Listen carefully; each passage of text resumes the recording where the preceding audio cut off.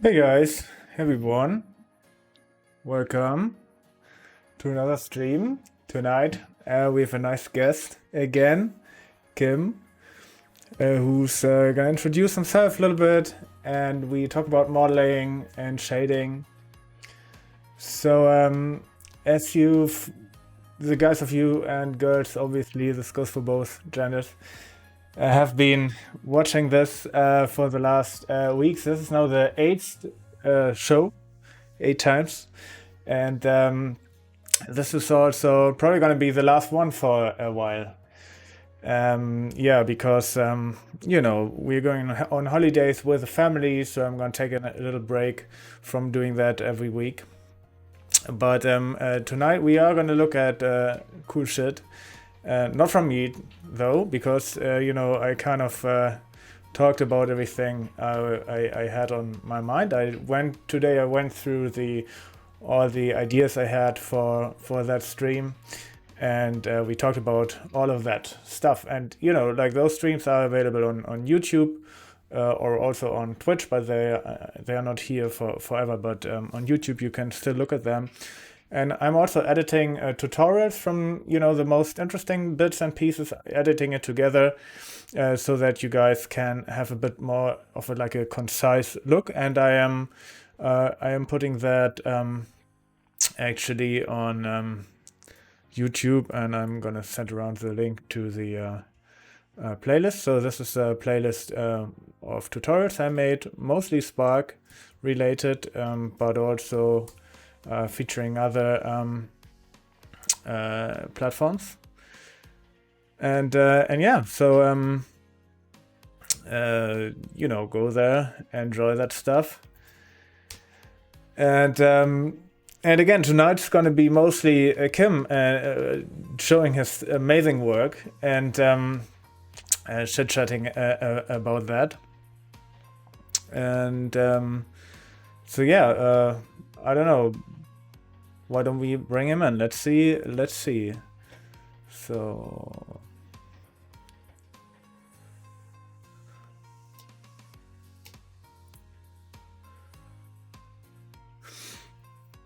and yeah, and obviously, like all the files and everything from the last bunch of streams are available on Discord. And there he is. All right.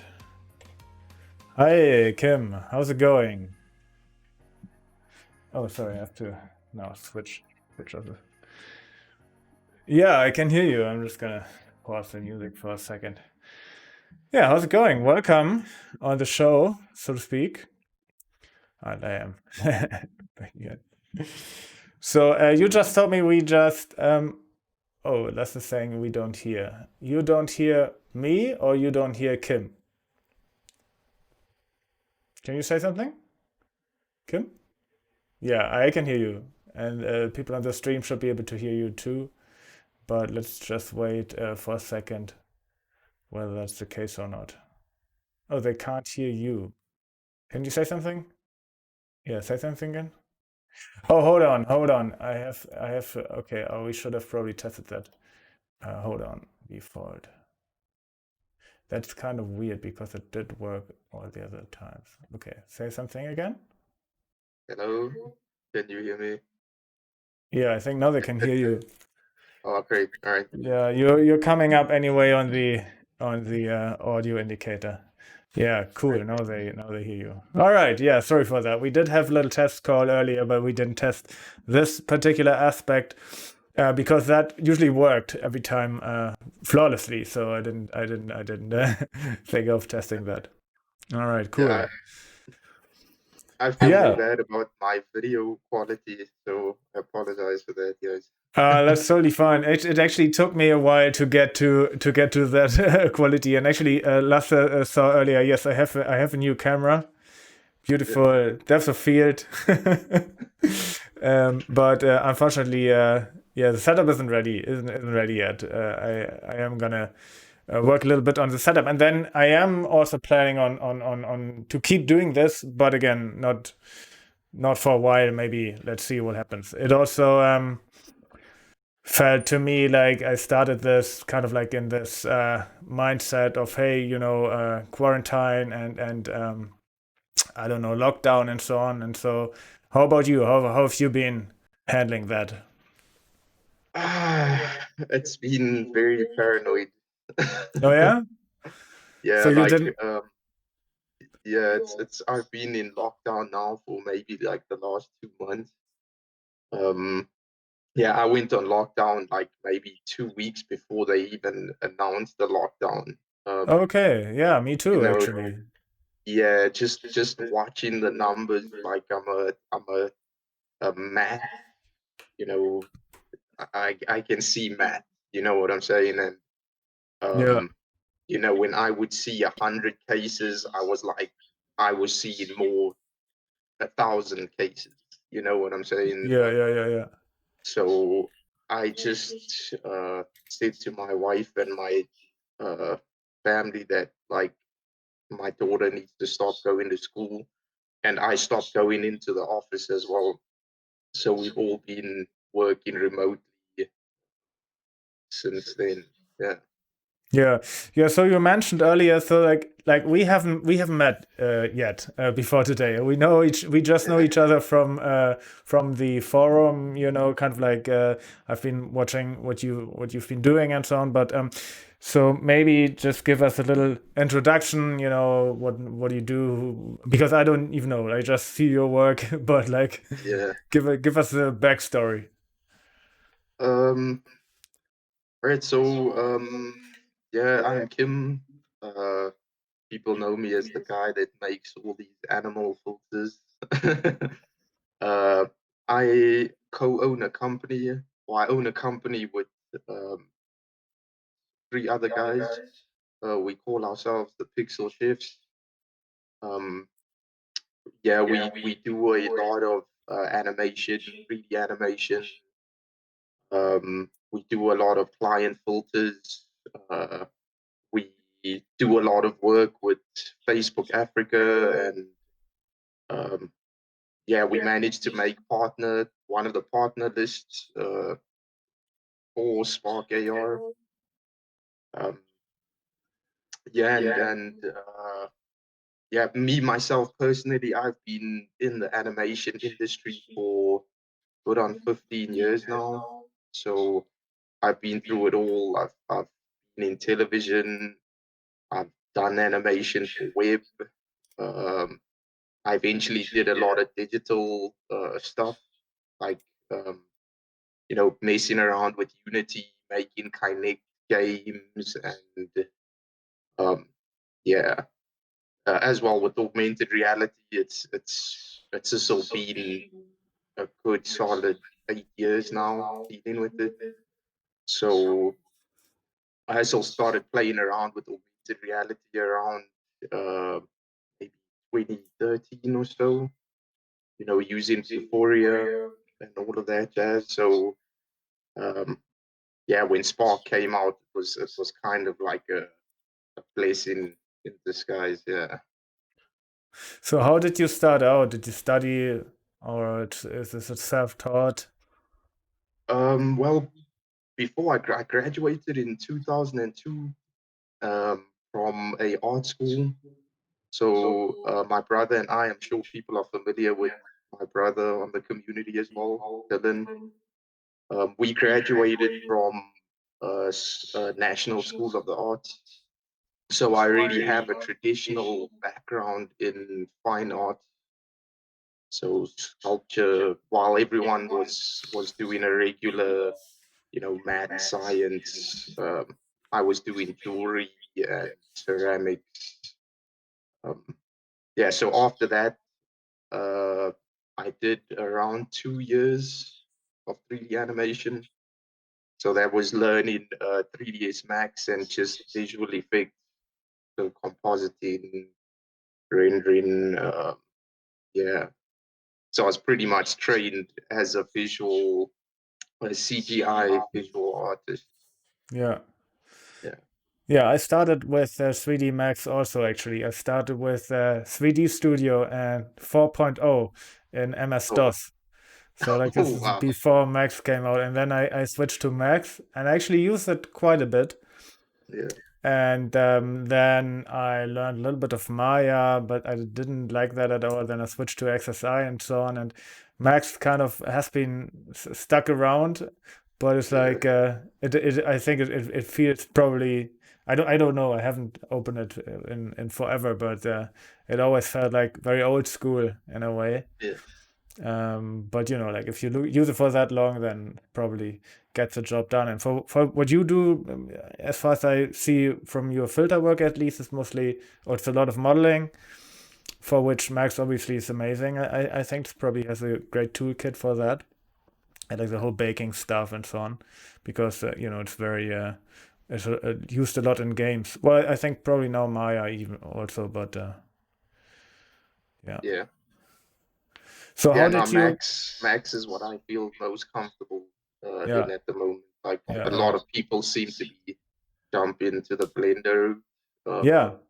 which should be the next obvious one. But yeah, for now, True, yeah. Blender's an obvious one, but I didn't have time to look at that either. I keep watching those trailers with all the cool features, and I always think to myself, oh, I should spend some time to learn Blender. But you know, you can't learn everything, and also, it's not about the tool; it's about how you use it, right? And this is very yeah, much true for Max as well as for Spark, I suppose. And your work really shows a side of Spark that I don't see a lot, because your stuff always looks super premium and high end. The visual quality is very appealing, and it shows that you do need a lot of experience to pull that off.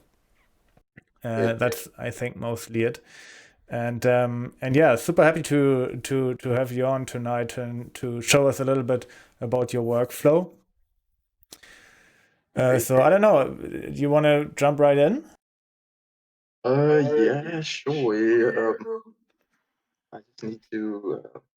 Yeah, so I'm just gonna kind of take people through, like just I can't really call it basics because like uh yeah, it's you'll see it. I'm gonna Yeah, share my screen now. yeah, and I'm gonna ask stupid questions. No problem. All right. All right. Okay, let me see what I got here. Right, so everyone not familiar with Max, this is what it looks like. Okay, so usually when whenever I start a job, like if it's a personal filter, I always have some sort of story that I want to kind of tell, like most of my filters might they seem just so random, but um, they actually have something that's happened to me, um, recently. So, I'll come up with the concept. I'll just think, okay, for my shark, it was something where, I just had a very emotional moment where I felt like I needed armor, you know, and you could kind of see into this shark's heart in a sense, but he's bulletproof. So what I first did was, one of the most important things is truly like reference. So, just go onto your Google and, just find as much reference as you can find. So these are just some of the images that I found that, appealed to me. So you see, looking for different kinds of metals and different kind of styles. This one was a very steampunky type of vibe.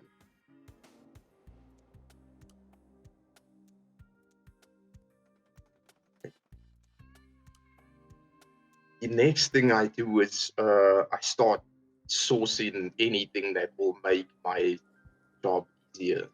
So the obvious step would be to get a shark.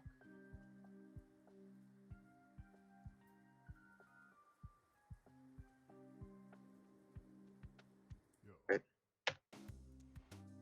So this is just something you can find on just a regular asset store.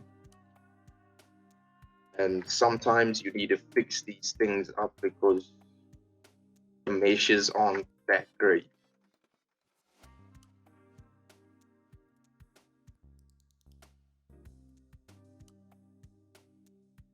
So I just kind of started with this as like the base model, and I would start building on top of this. So what I do is I convert this to a mesh.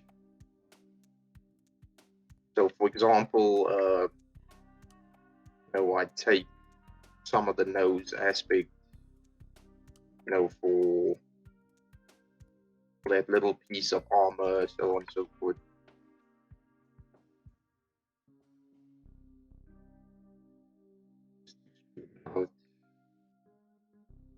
This is just really rough, just to give you guys kind of an idea of what I do.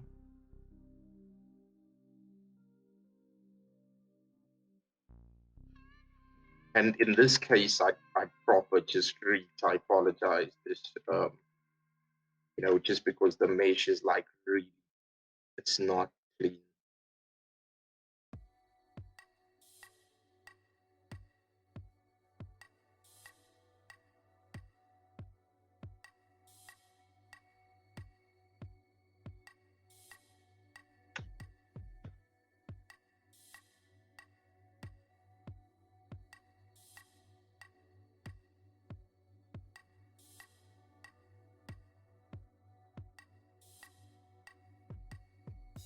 Right. So that, for example, would just be, imagine that as a piece of armor.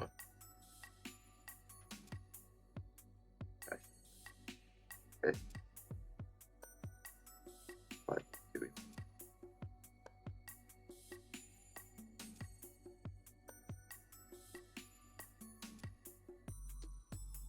Right.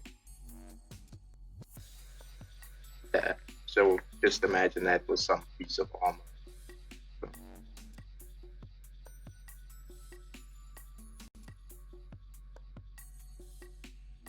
So anyway, when I'm done modeling all of that, get something.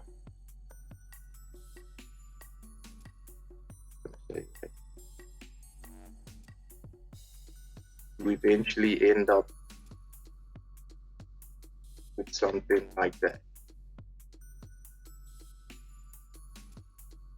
So this is literally piece by piece that model. So my preference is I prefer to model the low poly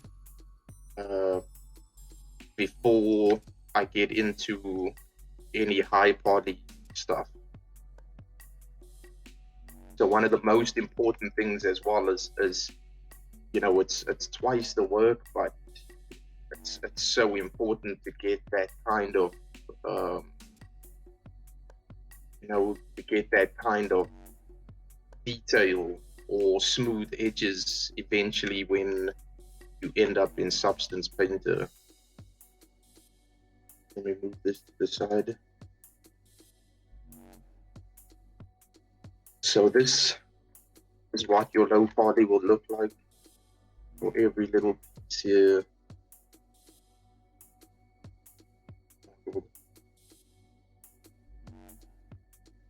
So this shark here, I kind of had to split it up into two sections to keep the actual shark and then the armor separately. And then eventually we turn that into one mesh.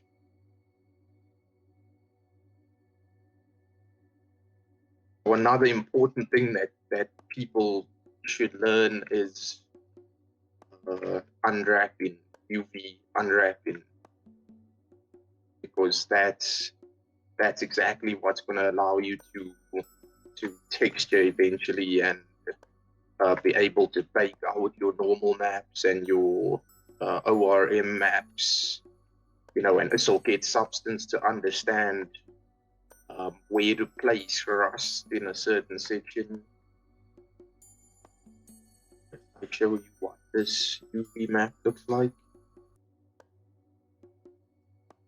Yeah, this one's a little messy, but I had quite a bit of bits here that I had to grab. So these are just the UV coordinates for everything here.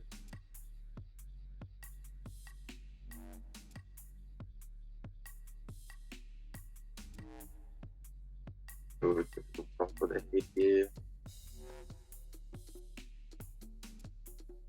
And not just for the armor, but this all for the shark here. Actually, back here. Yeah, the shark is just all unwrapped. So these guys should all have coordinate systems.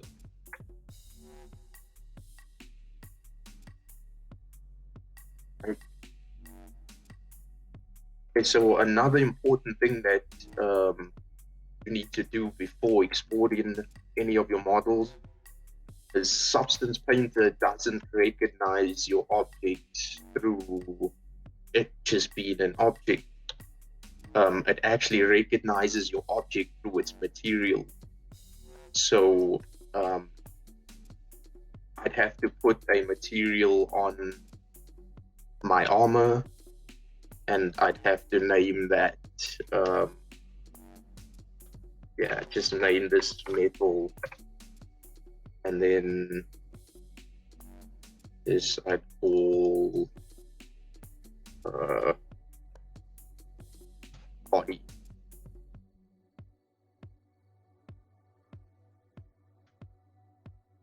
Once I've done that, I can export this object. So I'll export selected.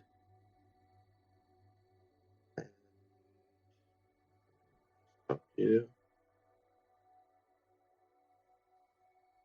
Okay. Now I'll make a folder here called FX. So this is what you do before you even consider animation, any of this. So I'll call this shark. So body.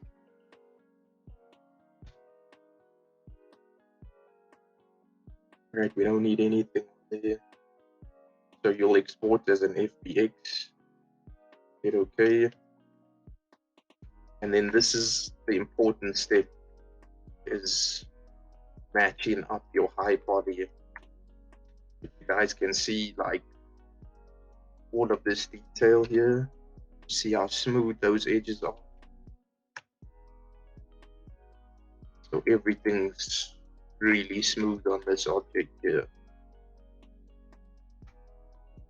So it's a lot of detail that's going to get picked up. All this detail is going to show up on this rough one, this really low body stuff.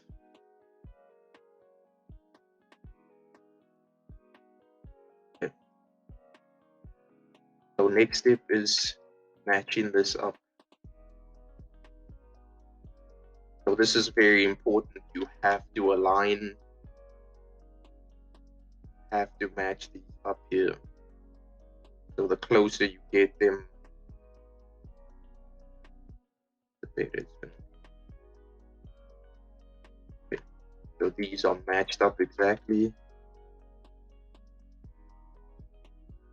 I am going to export this, export selected, and we're going to call this shark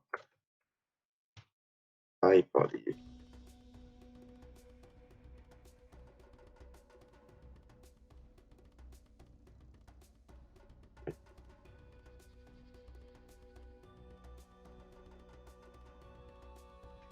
Okay. Now that we're done with that, we can now go to substance.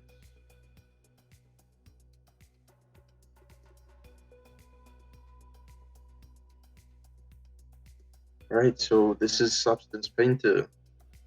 this is where all the PBR magic happens.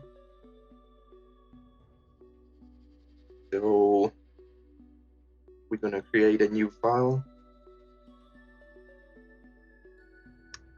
Now these settings here, I won't lie, but I don't understand the DirectX OpenGL, so I just put on DirectX. I prefer to work in a higher document resolution, so I stick to 2048 just for for these purposes, and then I can always just down raise everything from there. I don't really use any selected template. So what I'm going to do is I'm going to select the low poly. Select the low poly shot. And because I already have a map for the shark, I'm also going to add that shark map here. So I'm going to add these two maps here. This is the material for the skin of the shark, and its normal map as well. Right. So the normal map you just imported, is this already all the high-res detail baked in there, what we just talked about, or what is this normal map? No, this normal map was so you see the shark came with like a texture already, except Oh, okay, I see. I had to do certain things to it. So I see. yeah, that map is just, so here's the shark skin, and this is just the normal for the shark skin. That makes sense. So you can see the gills and all of that. This is just for the shark, right? Okay, so now that we've done all the UV stuff, the first thing I do before I add any textures onto this is I go to my texture settings, and you scroll down here, you should see something that says Bake Mesh Maps. So this is my first step, is taking all of that high poly detail and baking it onto my low poly.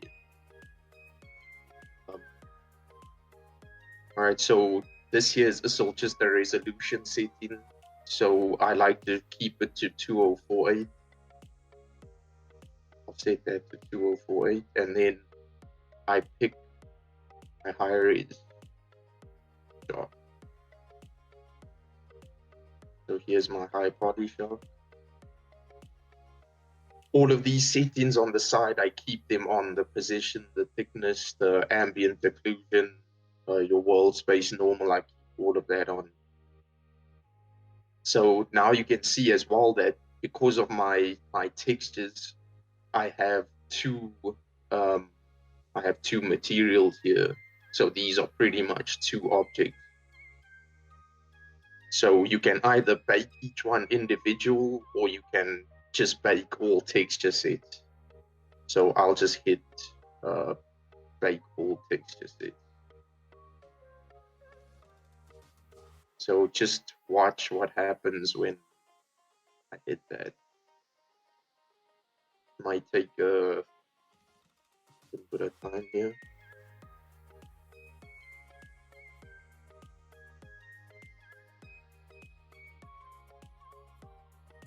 Oops, there's the shark. And yeah, this might take a bit too.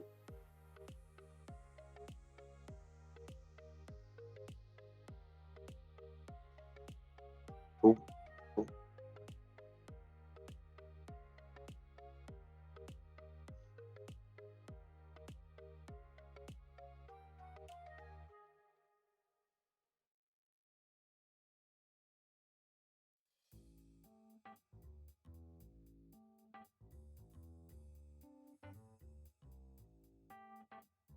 Yeah, excuse me guys, but this is a little bit of an older substance painter, just because we bought a license maybe a year ago, so the new settings are probably much better.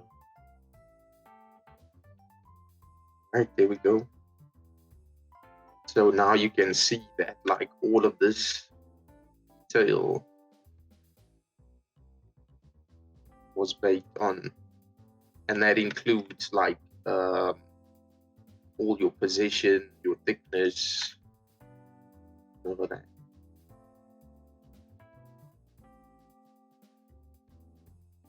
So now we're gonna go to our layers. So now you can see each thing is separate here. So I can start texturing my body separately and the metal separately. So every time I switch to this, you'll just get a whole set of new layers. Okay. So another thing that I prefer to do before I start is to actually push my ambient up, because the first initial bake doesn't quite push your ambient up nicely. So I like to add like a full layer, and then I will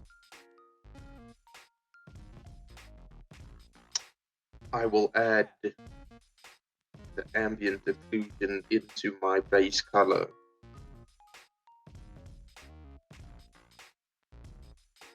Then you put tile that to switch all of these on. And then I'll turn this layer and I'll multiply it so that my ambient sticks out a little bit more. I'll do the same thing for my body as well. I'll add a full layer, throw that into the base. Because all I want is the color. I just need the color so that like it gives it a lot more. And put that on multiply as well.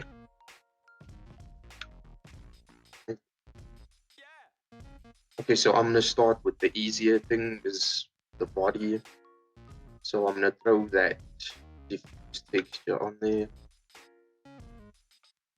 So I'm gonna take my sharpener. Still don't know why they keep it at a tile of 3 initially. Boom. And then I'm gonna take my normal map here for my shark, and I'm still gonna throw that on there.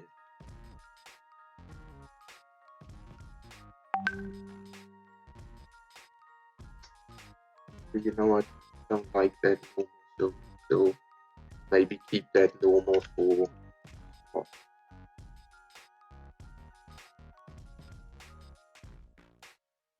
Right.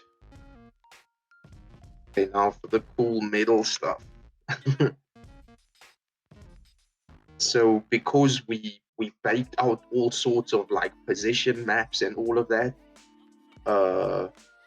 you find different materials. So you can find your standard materials, you know. So if I throw this on here,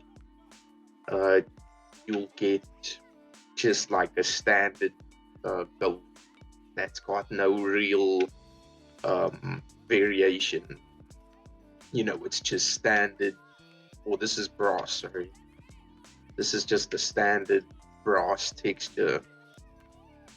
So because we bake our position maps, like it allows you to use a lot more of your smart materials, which have a bit more dynamic textures to it.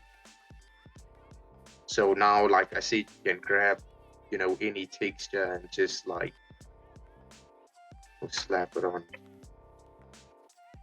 But in this case, I'm rather going to use a lot more smart materials because of the way they look. So copper, for example, this here is a nice worn copper. If I throw this on here, you can kind of see that it looks a lot more dynamic than in the previous material.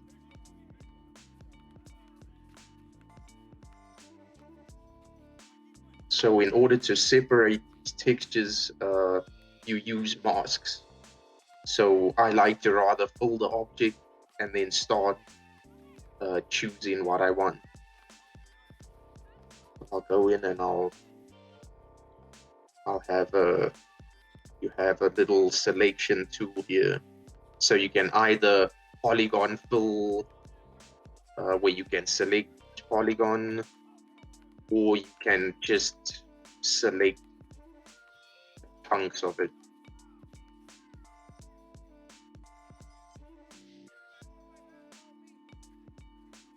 So for example, I just want pieces to be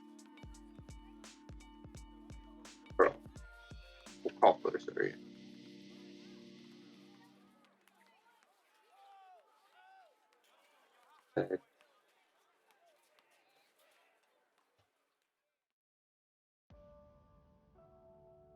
Maybe I'll just do that again.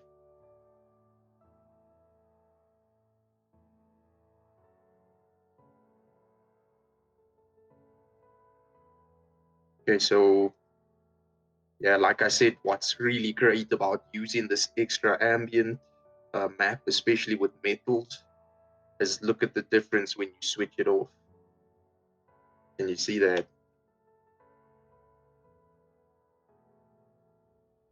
So just using that ambient, it's a little step that people can not see as important, but it really is the subtle things that make things look real. Okay, so let me start going in with some steel. So now I'll put steel over, and we'll start. I mean, look at how nice that looks with these scratches here. So the great thing about baking your position maps is that like it can really understand it can really understand where the scratches need to go and so on and so forth. So here I'm gonna put another black here. Start putting all of this stuff.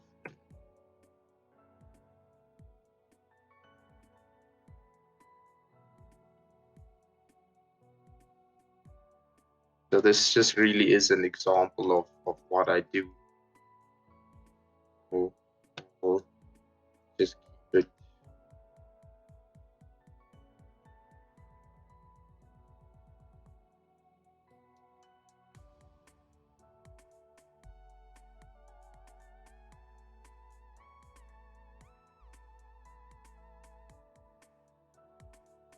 Yeah.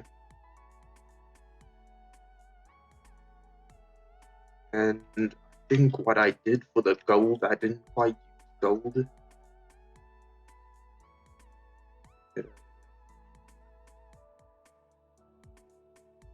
So all I do is I keep just throwing on textures, and then like I'll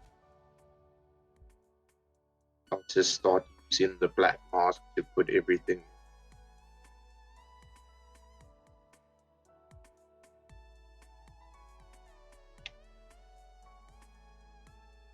You can still go back here and put in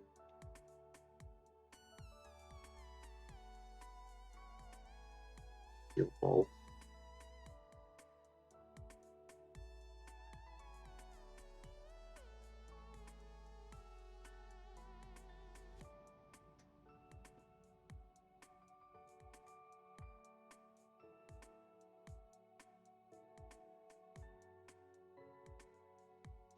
black plastic. Yeah.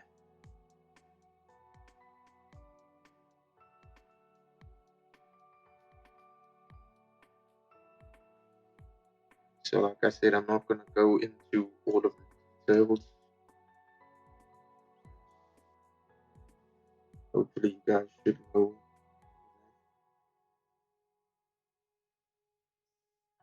Okay, so another cool thing. Okay, let me actually fill all of this stuff in here, which is copper.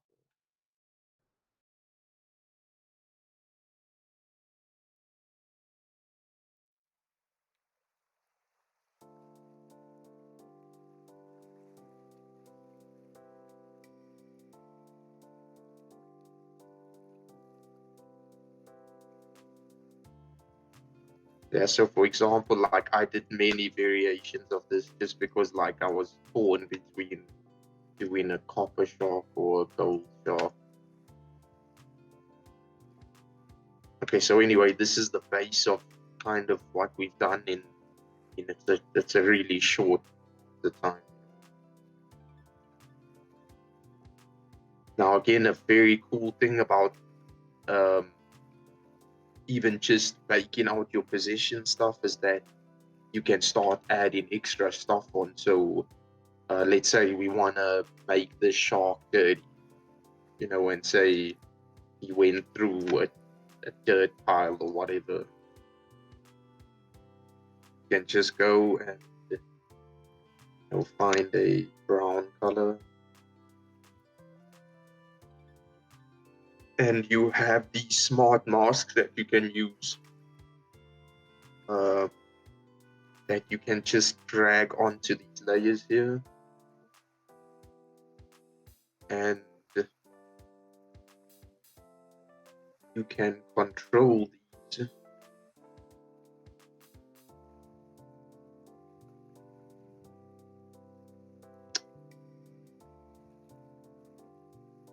You can control these here.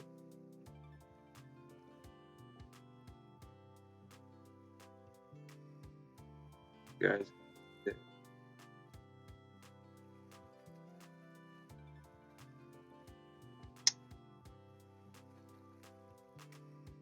there we go. So just with using sliders, you can eventually end up controlling these kinds of things. So this is a grounded. If you're not happy with that, you can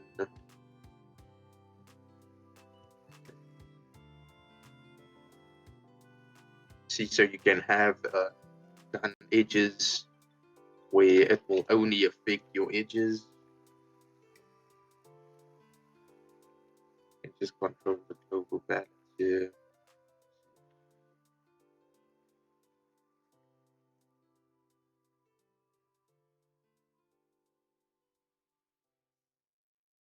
So those are so really fun things that you can play with.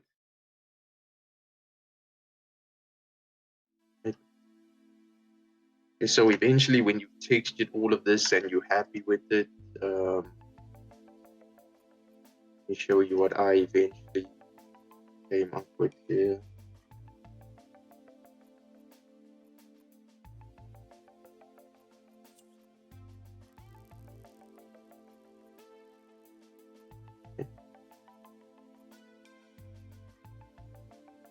So this is eventually what mine ended up looking like.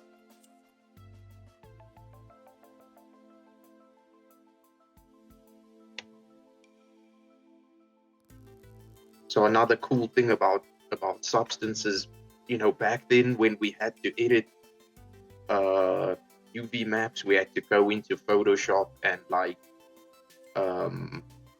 and create stickers in Photoshop and keep importing and all of that jazz. So now you can literally leave Photoshop and bring these stickers in. So I usually just make alpha stickers and I make them at 1024 by 1024. You can drag it in that picture, export it, then and just create another layer.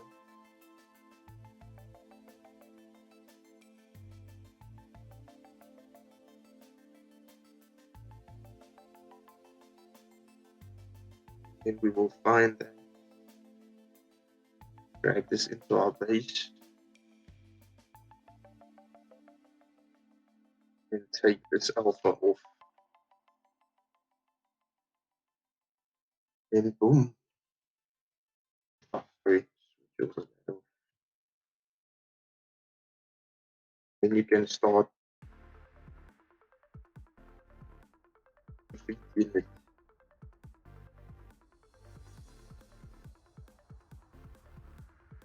Make him all pretty.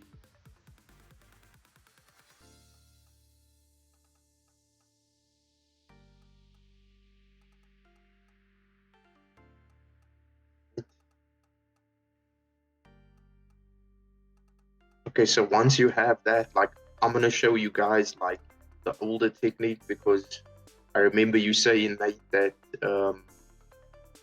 that they had a new export feature. So when you're ready to export your textures, yeah, I'm still using the old features. So I'm still using the Unreal Engine setting, and yeah, I just export as a JPEG depending on if I have any alphas, which I don't. So I'm just gonna export as a JPEG.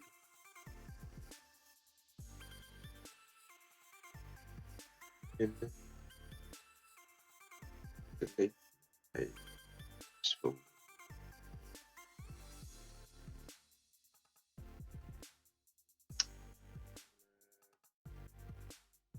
let me actually put this on.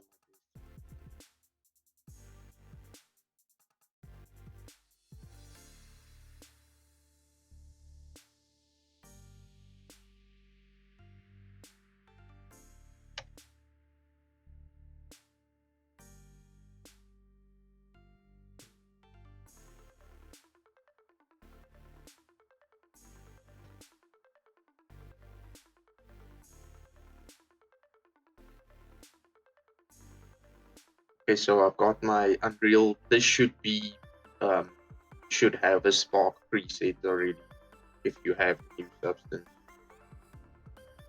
Okay, then we export that. Okay, so what's gonna show up with what's gonna show up are these textures. So here we have a diffuse map, a normal map, and a ORM map, which is gonna control your reflection. So here as well, we have for the shark body, we still have all of that stuff baked out. ORM.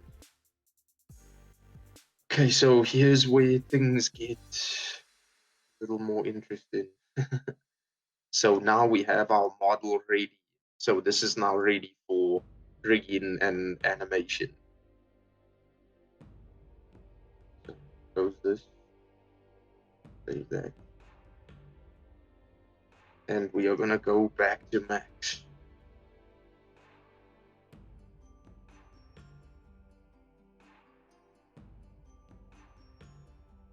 Okay.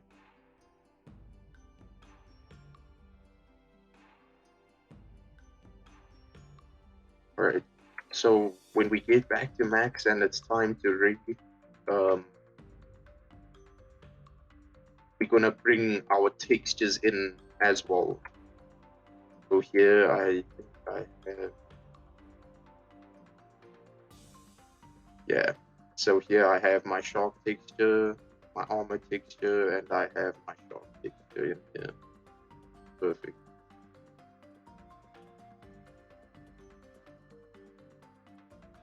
In this case, I was fortunate enough to have a custom rig for what I like to use for any creature stuff, which is I think it is default with 3D Max. It's called Cat. So if I think I have it already. So this is, it doesn't look like much, but this is supposed to be a fish shark rig.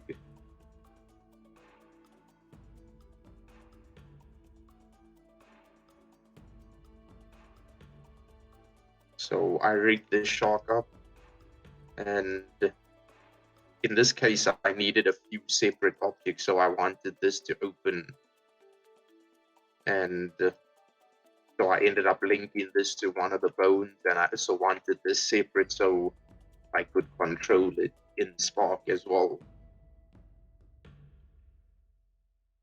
Just these little details.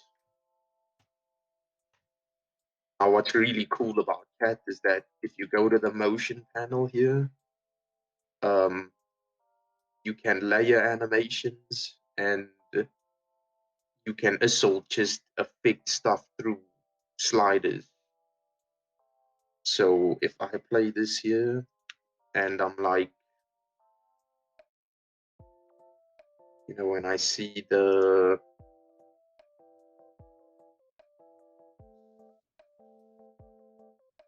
pick this here, see I can affect the motion just through sliders.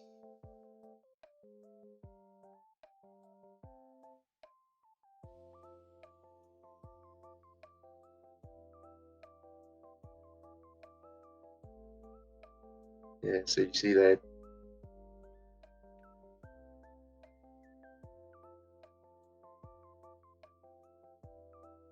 And then you also get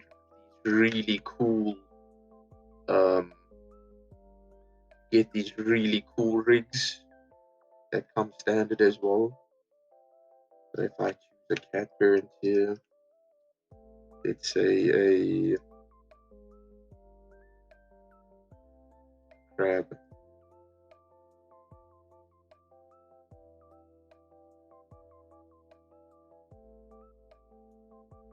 It's as easy as just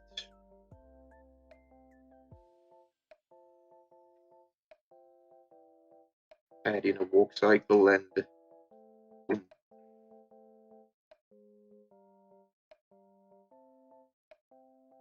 So for my bugs, I use the spider rig, and you just basically run that kind of animation on it.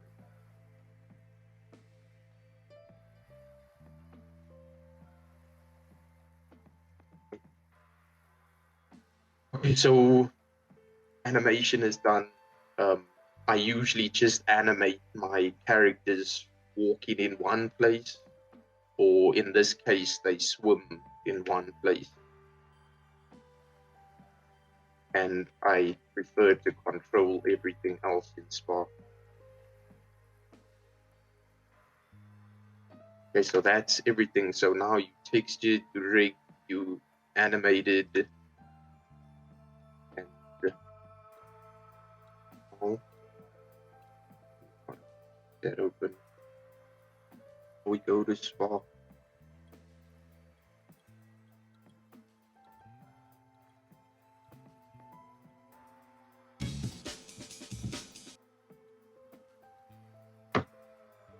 Right.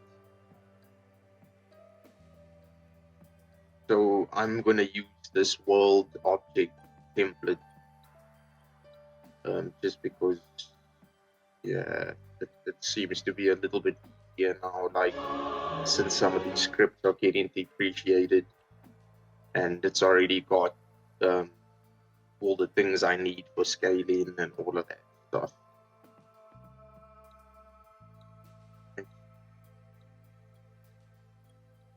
So we are going to import our assets.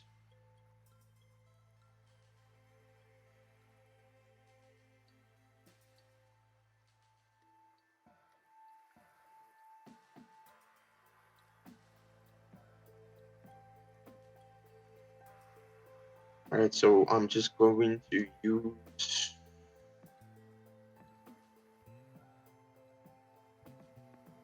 if this is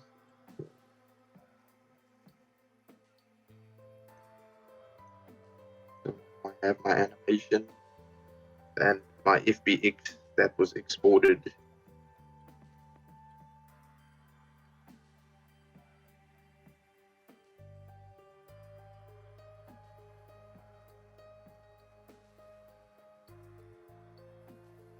Okay, so I'm gonna drag my shark in.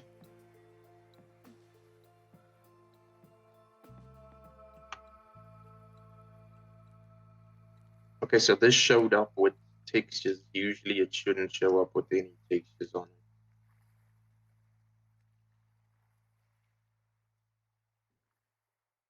Then I am going to import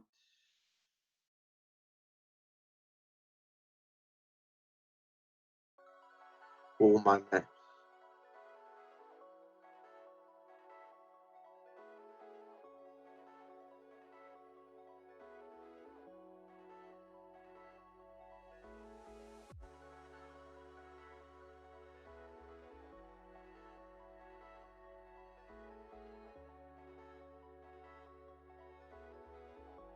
Okay. So let me first drag this into my plane tracker so that it centers it. Then go into switch. I'm gonna delete this here. And what's important, guys, is just don't delete this drop shadow, because like it's a really cool feature that you can eventually use instead of having to recreate one. And then what I do as well is I switch this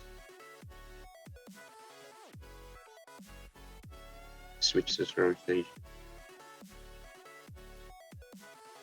Okay.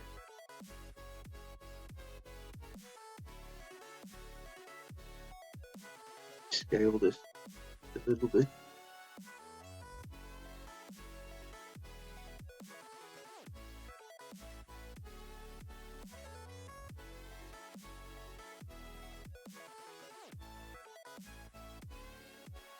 Okay, so usually like out of max it will sometimes throw a texture in here, but discard this one because I don't know if it's some sort of like bug that doesn't quite work like creating an original fish doll.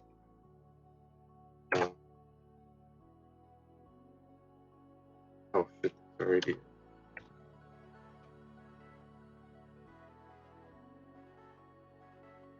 Call it update.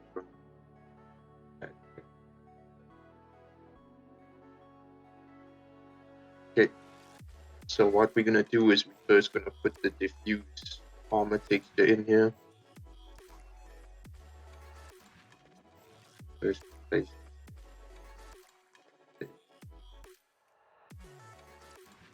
Okay, so first I'm gonna work on the armor here. And we are going to change this to physically based. Okay, so first it's gonna look like really gross. So I'm gonna put this on here.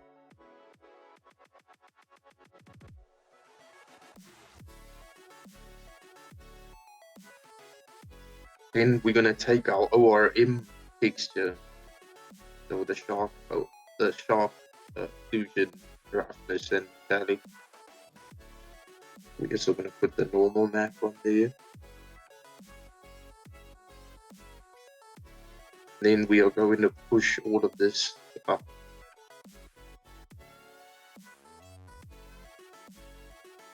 Okay, so a lot of people get confused when they like, why is my metal not showing up?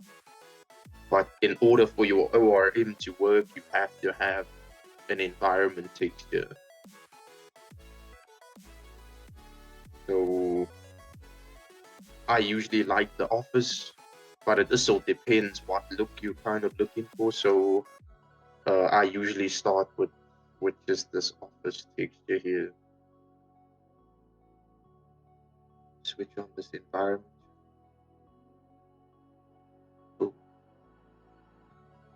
So this also isn't like my complete desired result, because metals don't seem to look nice when your texture is on linear.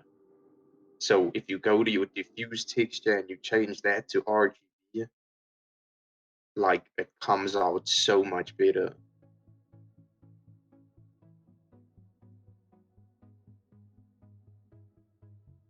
Okay, so that's it for just the metallic texture.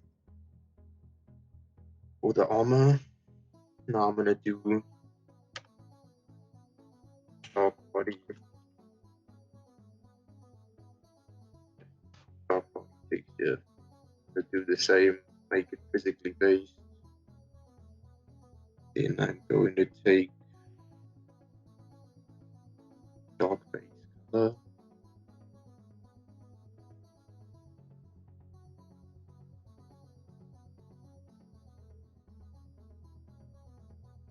Put the over in here. The sharp as well. The normal sharp.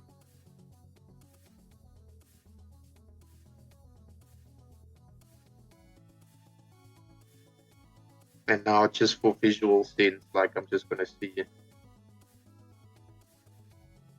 Yeah. So sometimes I'll be like, oh, I actually like skin a bit lighter, whatever. Let me actually just a bit lighter. Yeah, it's like, alright. Okay, so now that we kind of got like our textures done and all of that, now I'm gonna start with the animation. So I'm gonna add a animation playback controller. Like again, I say, guys, this is just how I do it. I don't know if it's the actual way to do it, but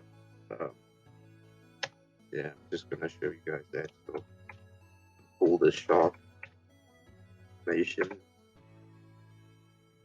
So your shark should have come in with at least one take over here. And what we're gonna do is we're gonna select our shark animation controller, and we're gonna insert that tape. We're gonna go to the shark, and under animation here with no controller selected, we're gonna take that.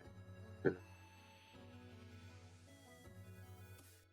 gonna put the animation on. Okay, so now that he's just looping like that, I'm gonna drag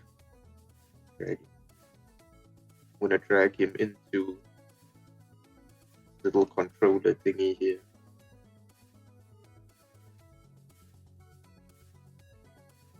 Okay, so a lot of people ask me how I do the shadow, and it's really isn't rocket science. I usually use the drop shadow that's already in there. I just like to push it up a bit, the opacity, so I can see it. And I really dig this feature from the guys added in Spark, which is this SDF smoother thing. Yeah, I don't know. You guys are the patch kings, so I just like to push that up so it kind of just blurs it out. Let me lift this bit. And literally all I do is I take this drop shadow and I I'll scale it to whatever basic shape.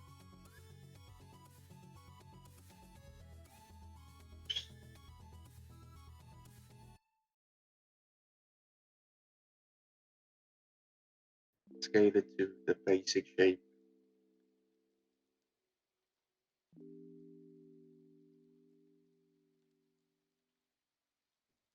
See what happens if I drag this.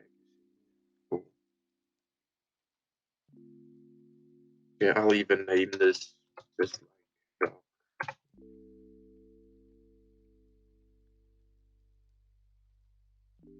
even name it Shark Controller.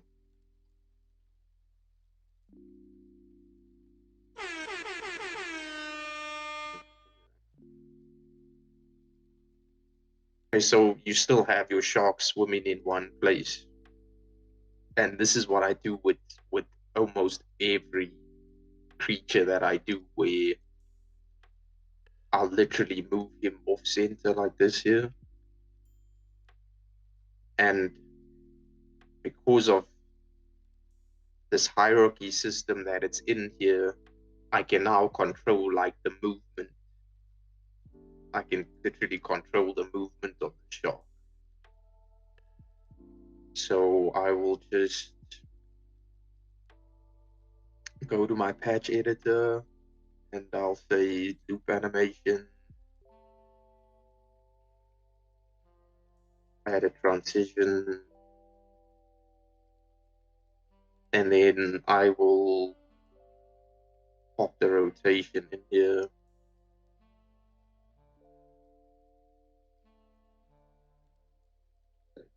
0, 360. Change the duration to 20.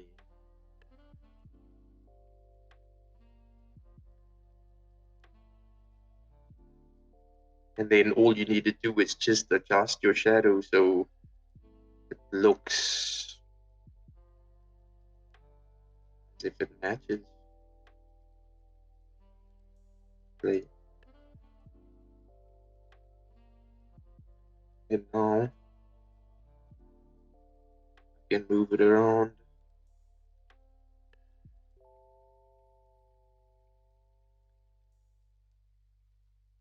And then just the extra cool little features that I did was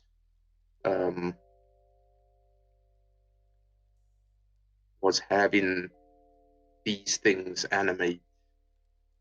So again, if you go in here, because everything is linked,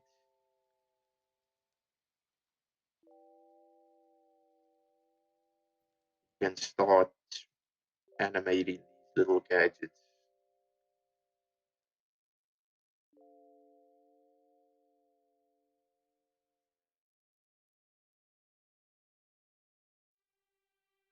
So for example, this one I just did on screen tap and it would open.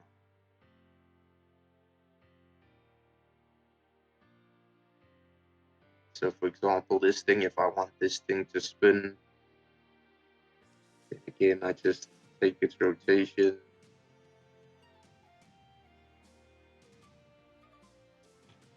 Copy and paste that.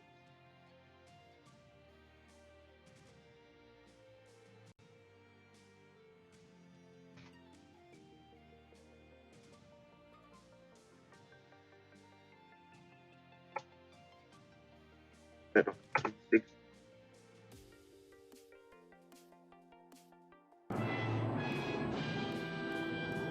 So now you have your swimming shark.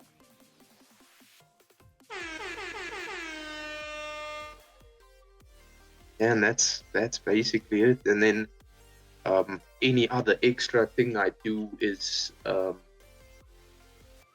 which I think is important just to make things look 3D, is do an extra light bake pass.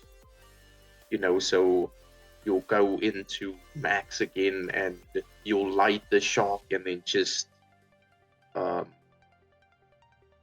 yeah, you'll export a light bake.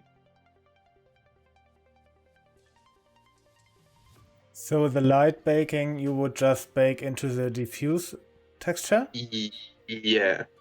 So okay, let me show you guys just another project, right? This is just how I did my shop, just in a nutshell. But no one's seen this yet. It's kind of a collaboration between a couple of us in the community. So let me open this up. So close it.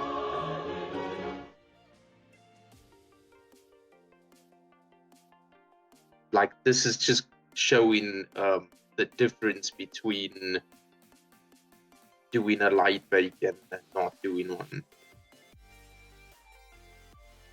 Okay. So this here is a scene that we're busy on at the moment, and I'll show you the difference between not doing a light bake and doing a light bake.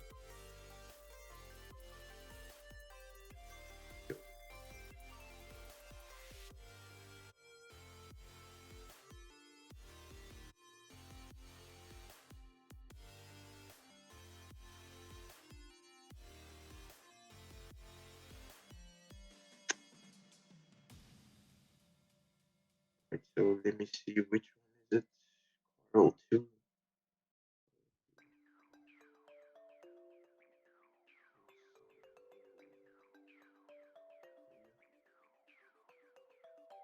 Okay, yeah. This is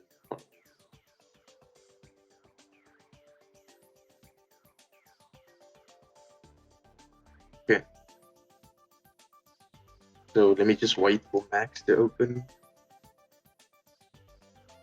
So just this coral, for example, so I baked each coral out separately. So let me go to this table coral here. You know, where everyone is like, you know, because everyone thinks that after substance that your job is done. But in true fact, this is what happens when you bring your object in straight out of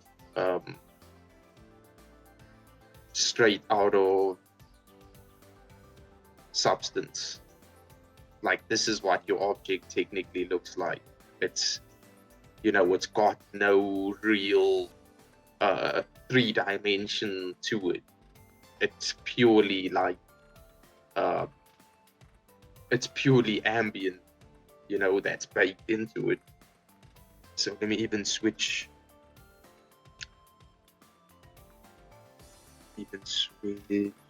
this emission. So this is what you're basically gonna bring in, and then you're gonna start bringing in ORM maps. So I'll even bring in the ORM map of this here with the normal as well.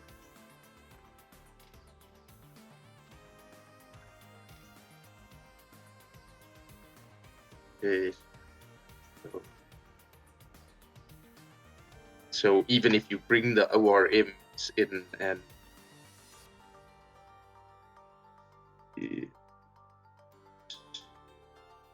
then normals, then I'll push that up. I'll take an environment, whatever, you know. So this is what you're gonna get standard. And to me, I'm like, nah, like this isn't, yeah, this isn't quite what, right? Open. This isn't quite what I'm looking for. Where, if you go into Max after you, or if you go into Blender or whatever software you feel comfortable in, like if you go in there and you light your object and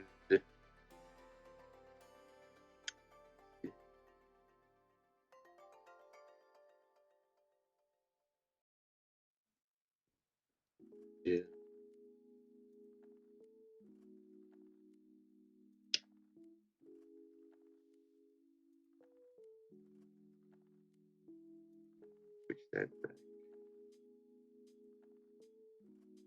Yeah, but this is where I found you know, light baking a very important step to getting your stuff to look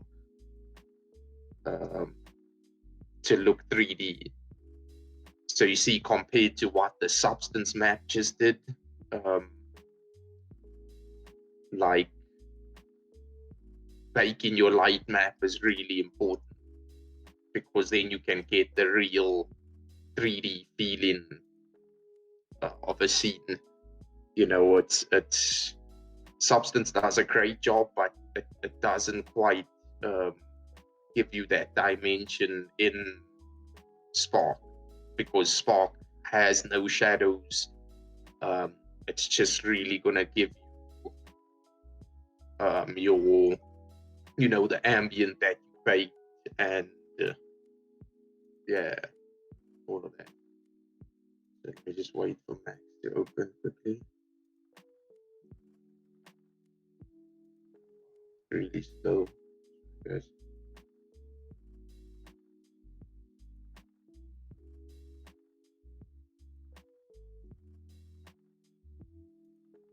Yeah.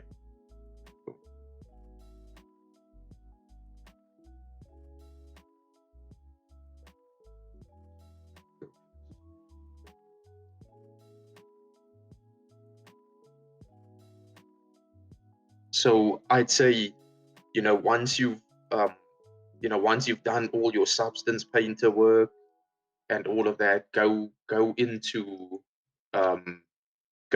Max or Blender or whatever, and light your scene. So light your scene again, and see if I hit render here.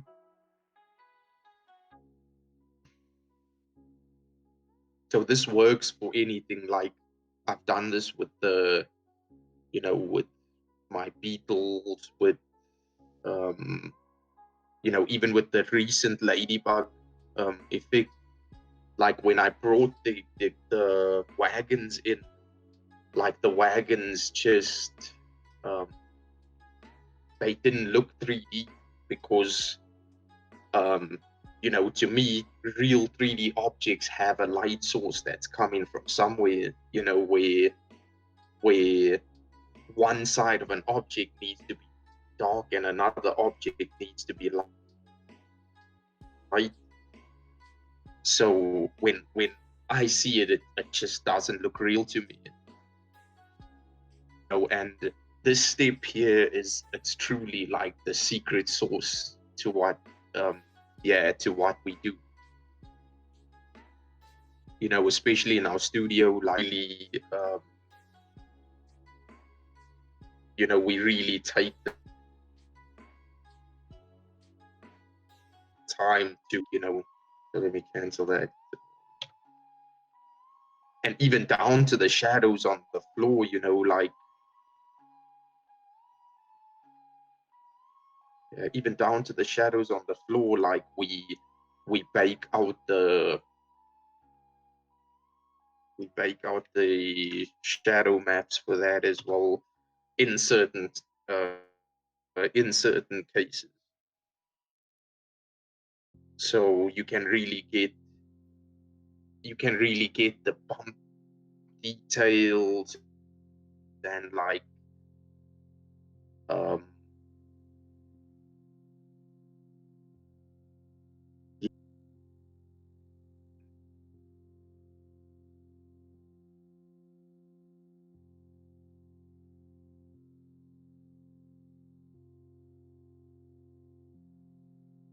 see how it's so much better than when you just export out of substance. You really get that same effect that you get. See,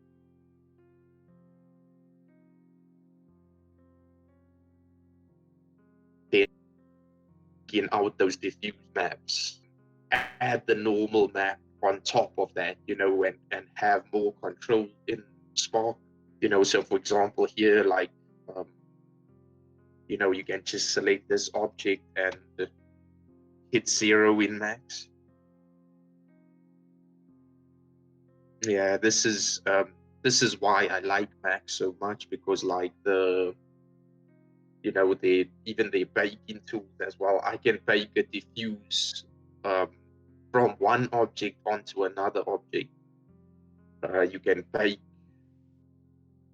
So here you see you can bake out your complete maps and save them off. You know, you can save specular maps. Here you can add, you know, light-in alpha maps, all sorts of really cool stuff. And then once you bake that pass out, then you can literally bring it in and yeah, you'll have a lot more of a 3D looking scene. You know, even with the coral here, that you can still, you know, you can still have your normal map on top of it.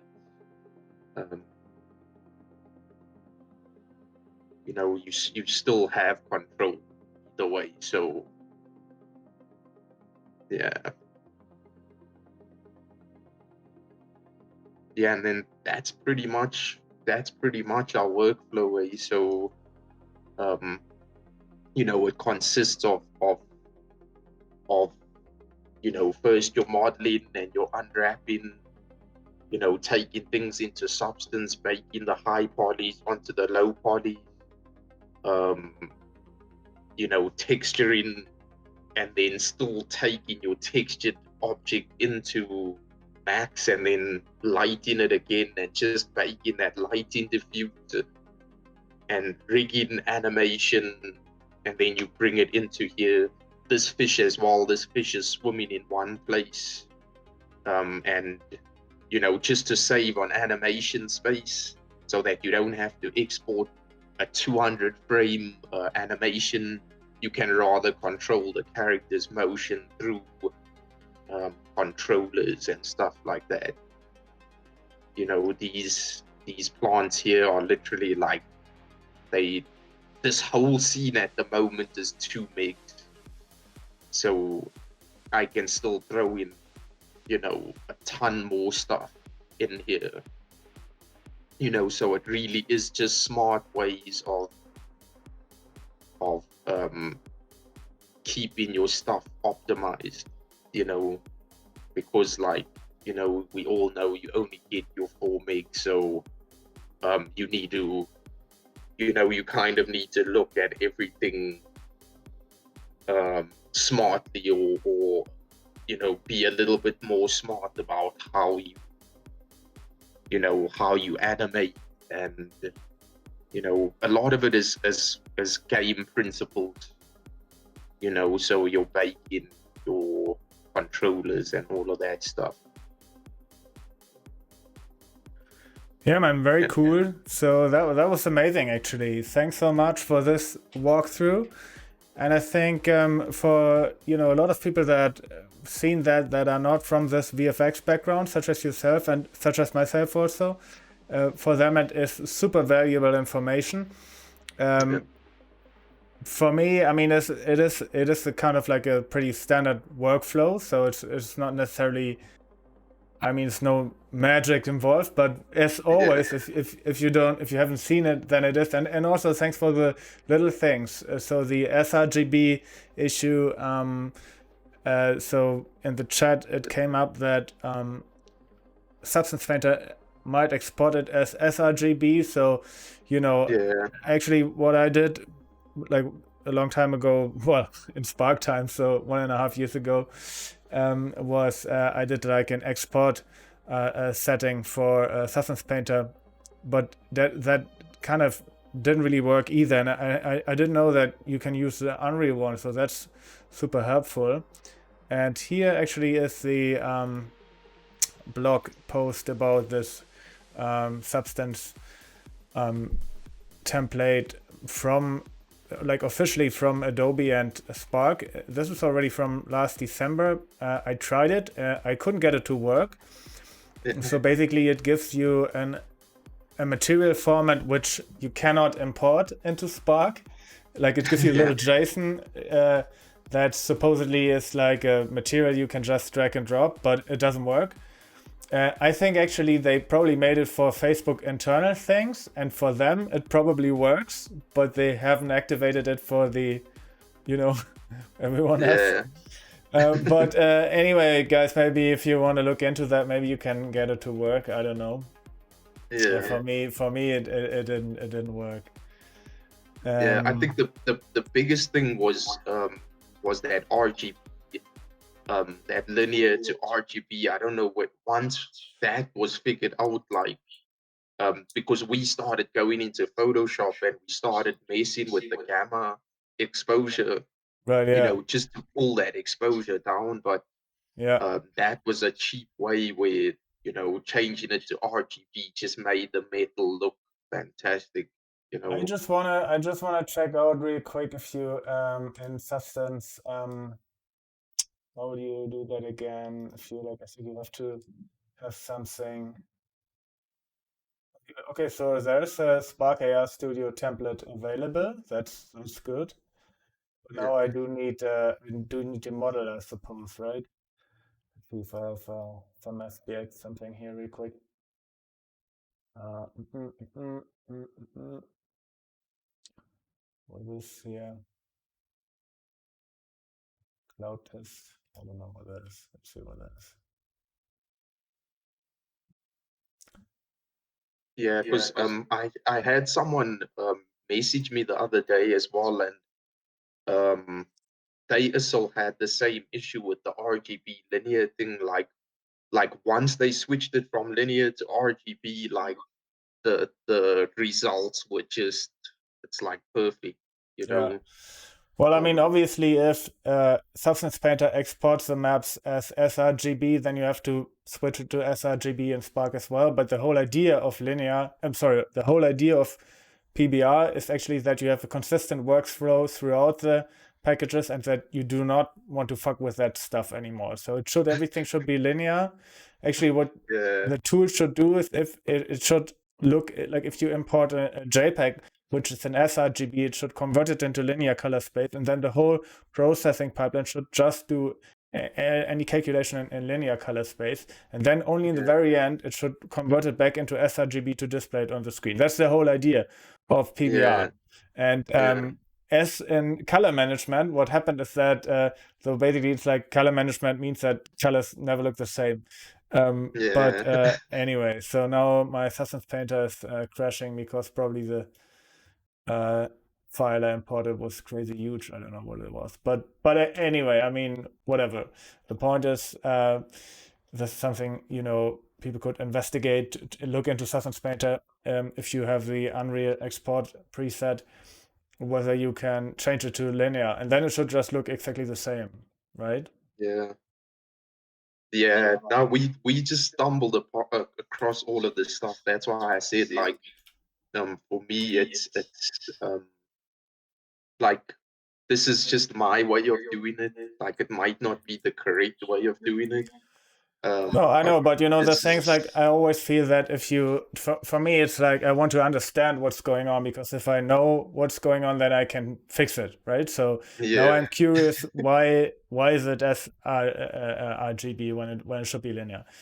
But I yeah, mean, of course, you're right. It is mostly about the artistic. Like if you have a good eye, then you can obviously fix it, even though it's not, technically correct. yeah, yeah. No, it's I can agree. I need to do the opposite. Um, I need to start learning why these things do this. All Or right, cool. So why. let's have a look. So those are here the output templates that you're using Unreal for SSS, and then somewhere here you should probably be able to adjust 8-bit I think something. is there a pack? Um, you can rather use the pack instead of the SSS. Right, yeah, but I mean, as a still, well, I have no idea. I haven't looked into that properly, but somewhere probably you should be able to adjust and say, hey, don't use which color space it uses. Yeah. No. Anyway, you know, Yeah. export color space. All right. Okay. Oh, there's something on the forum. So, in which color space are textures are important? Something that will both export all maps in linear color space. Aha. So, it's not correct apparently that. Oh no, hold on. What is this? Is this the? Oh, this is a. Or okay, the maps exported from Substance Painters are in sRGB or gamma encoded space. What the Yeah. fuck? Why? This is not what it should be. What is he It's the saying? gamma.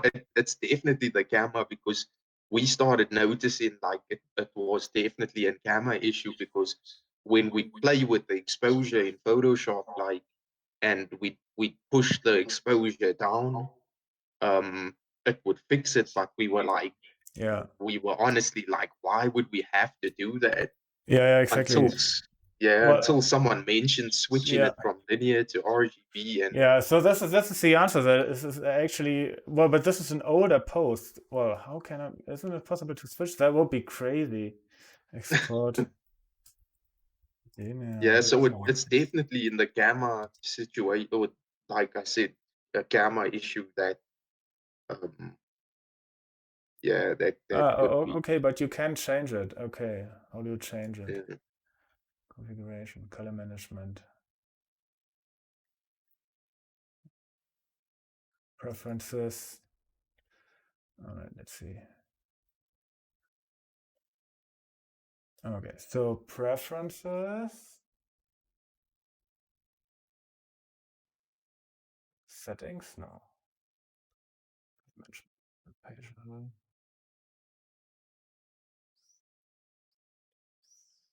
Okay. Okay. Well, I don't know. My version looks different. I don't know where it is.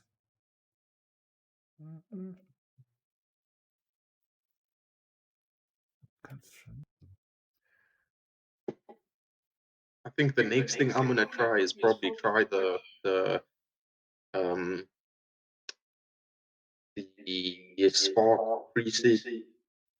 Like I haven't tried that yet, so I'll see what happens on that side. But Yeah. Okay, well, I don't know. Doesn't seem to be. Oh, sorry. Okay, so this is what I found was for Substance Designer. Maybe Substance Painter cannot do it. I don't know. Yeah, but anyway. yeah. So I don't know, certain things I wouldn't change to RGB. Like I said, as an artist, like I just look and I see what looks appealing to me. So if an object does look like, for example, the coral, I didn't switch it to RGB because I actually like that that more bounce lighting look to it, whereas a metal needs to be a lot more darker. So Yeah. um, I just honestly I go by eye. Um, Yeah, and but I mean, it's still. Of course, you can do that. Then that's what I do. yeah, Actually, that's actually what I do. And so far, I haven't been able to get the PBR material and substance to behave in a way that I like it. So I was very curious how you do it because I usually try it and then I just revert back to the standard material, which usually gives me a better result because I don't know, but your stuff looks amazing. So anyway, sRGB it is. Substance Painter does in fact export maps as sRGB, which is fucking crazy in my mind. But yeah, here we are. which And I mean, there's worse things in the world currently, I suppose, on that. But yeah, cool. Yeah, thanks again. Very thorough, very well prepared, really cool. And yeah, so awesome.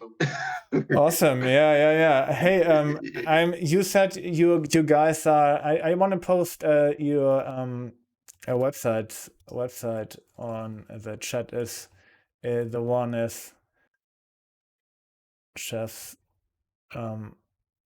.co.za, correct? Yeah, that's .co.za, All right. So South Africa. this one here, and you said you're on the official Spark.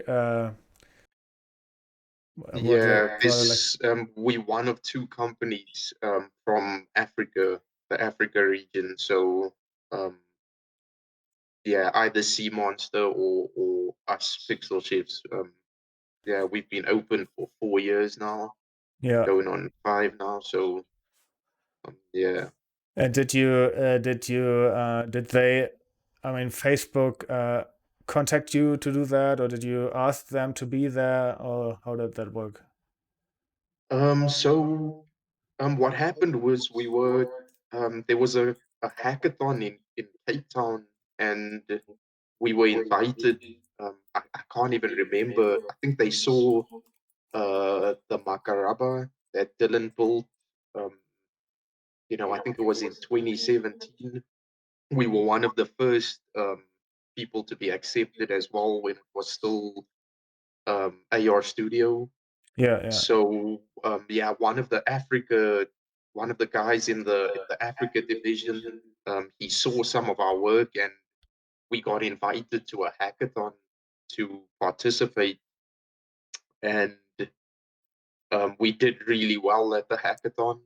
And yeah, from that day we were announced as partners, you know, and then from there, all of a sudden, we ended up as one of the two companies that were at that hackathon as Spark partners. And is there a lot of work coming in through that channel? Yeah, there's a lot of work. Like at the moment, we swamped. Um, yeah, we have two projects that are kind of like top secret at the moment, but we've done stuff for Doritos. Um, we've done stuff for Vodacom, uh, Pepsi, Coca-Cola. We've done filters for Disney. Um, we we've done some movie filters. So yeah, we keep very busy. Yeah.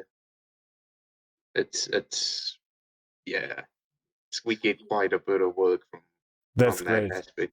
That's Yeah, really cool. So that was a lucky coincidence in a way. So a lucky chance that you were at that hackathon and had the yeah. ability to become part of this program, I suppose. So I'm still curious a little bit about your background. So you said you founded the company 4 years ago, and before that, were you working freelance mostly, or working at other companies as staff, or what was your position? Also modeling, or what did you do? Um, I used to work at a digital agency before I started Pixel Shifts with the guys. We were doing a lot of um, that word was being thrown around a lot, that experiential design, Yeah. where we were building, we were doing animation, but we were also kind of like hacking things. So um, we hacked the kind of, I wouldn't call it hacking. We'd plug Xbox Kinects into computers and do 3D scanning and make motion sensor games. Um, that's also where I started to dabble a lot with AR and VR. Um, we did a lot of work for South African tourism where we would offer them kind of like hands-free interfaces. So instead of like someone, um, coming through to like a touch screen, we'd have Kinects that you would swipe through information. We'd also do touch table applications. Um, we just really bring the 3D aspect into it, and also gamify like a lot of stuff. Oh yeah. Um, Well, that's a yeah, good. so It's a good field to experiment with things, I suppose, right? So that's good if you can try different things. I like that. That's actually what I like about Spark, and this is probably also why I don't necessarily do this. What we talked about today is because it's such an established thing to do. So it's like, okay, it's craftsmanship, right? But Yeah, it's not necessarily figuring stuff out in a way. I don't know. yeah. Now But you again, guys, are the champs at that. Like, when I look at Josh and what you doing as well with the patch editor, like we could never get um that skillful. So we just know what we're good at, and yeah. we work on what we're good at. Yeah. At the end of the day, the result is what matters, and so I'm Mhm. like, I'm basically thinking out loud as well. So it's like, what's the point for me to fuck with that stuff? But like, I'm always again like I'm saying this is also why I did this stream, is that I'm curious in learning things, and this is what I like about it, like learning together. This is what I Yeah, like, and yeah, obviously everyone has a different background. So what for someone might be new and super exciting, for someone else might be not as exciting because they worked in this field already for a long time, or whatever the case. But it, yeah, it is actually funny, I think, to see that, because like the people that were on the stream are all obviously, I mean, I didn't necessarily pick them myself, but there were suggestions that people sent to me, and hey, can we get Kim on? He does amazing work, and so on. So it could be anyone, but usually it is people with already some experience in the field. So I think like if everyone we had, let's see, yeah, literally everyone we had on, they were already people with a lot of experience in their specific field, and then they come in to the Spark thing and kind of, yeah, I don't know, do their thing yeah, here. So it's really cool. It's really fun, and it yeah. reminds Now me a little bit. oh, sorry. Now I was just gonna say, like, another exciting thing about Spark is all the limitations. Like, trying to get all of that stuff into 4 megs. And push like a great experience that's optimized. I think that's also where like our business managed to kind of take off, as our team, or each man in our team, is really good at optimizing. Yeah, So we really know how to push a 4 meg to the limit. So yeah, and that's literally how I sell the stuff to our clients as well. This is literally what I say. Hey, okay, so my pitch is always, let's see if the other camera is still on. It's okay. Yeah, okay. So my pitch is always that. So there are some people who know web design, but they don't know 3D and VFX. And there are some people who do know 3D, but they don't know interactive. And we do both, right? We can take the 3D stuff, yeah, high end VFX, and bring it to the interactive world. yeah. That's Yeah, literally my elevator pitch. I think we all like in the same pond.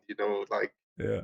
um No, I mean, yeah. not necessarily. I don't know. I mean, you know, because I mean, I don't know. I mean, the mill is probably saying the exact same thing. Hey, I don't know. Is Mike on the show? Is the mill saying the exact same thing? Mike, are they? I don't know. But Yeah,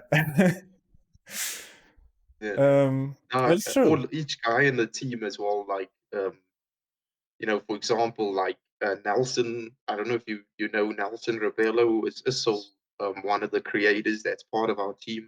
Oh yeah. Okay, I Um, didn't realize that. Okay, very cool. Yeah. yeah, so it's Nelson and Dylan. We all work in the same. He's also a partner. Um, but Nelson is just really good at um, especially lighting effects these days. Like controlling lights through sound, and um, so each man in the team has a. I mean, Dylan's the guy that showed us about the light baking almost 2 years ago. and we use it for everything. The macaraba was light baking, so um, yeah, we all kind of play on each other's strengths. Yeah. Nelson's really good with patch editor. Dylan's really good at um, at realism as well. Um, I'm Yeah, just I the mean, animal guy. regarding the light baking, I think like if you look at a little object like the shark, then it totally works to just bake the light into the diffuse map, right? Like traditionally, if you look at games, what they would do is have a different UV set for light baking, and that's what we did uh, on the stream with Matt. I think it was like 2 or 3 streams ago when we did bake the light, the GI, the light Yeah. map to the vertex colors. So that's something you Oh, could do as well. Yeah, if you oh, check out the stream, that is if you have basically a lot of very high res textures that yeah. repeat. So let's say you have like a super high res. I did the example with a kind of like a rock. So like, you have maybe a landscape of rocks and the texture is high res and you have memory issues and you want to reuse that one asset, but you only want to have the texture once. Then obviously you cannot bake the lighting to diffuse, right? Like basically you have two stones, the sun is here, and then the one stone will hit here, the other here. So you know, Oh, wow. so Wow. what I did is bake the lighting to vertex colors, right, to save memory basically. But yeah, usually Oh, it's probably not necessary in effects where you have one or two objects. Oh, actually, I wanted to ask you. You did this cool scene with the subway car, right? oh yeah, yeah, yeah. How did you do the glass? Um, the glass, it's pretty much spark planes. Like I placed each, so um I exported the card without the windows, and then I literally made a spark plane and I copied those over, and I Well, but put like I literally put um an environment channel in the physically based, and I just played with the opacity. oh, It's okay, really simple. It's like how Joanna did shiny face. yeah, It's yeah, yeah. or plastic face. I don't know what Oh they man, call it. Yeah, but it's the exact same thing. Like yeah. it's really just 5 minutes a minute. Yeah. No, it looked great because it does have some reflection on it, right? Yeah, it's pretty much just reflecting a environment map, you know. So, and another thing I didn't catch, unfortunately, at the beginning of when you started explaining that the base model of the shark is something you just downloaded, or is it something you modeled? Nah, the base model of the shark I just downloaded, but I retypologized stuff Yeah, because it was a mess. So yeah, I literally had to take it, retypologize, bring it back into Max, and then bake the diffuse back onto the new object, and then start from there. Yeah, so and then I would just build the armor on top of um I just built the armor on top of that shark. yeah, yeah, Yeah. yeah. Very cool. And why did you choose the shark, actually?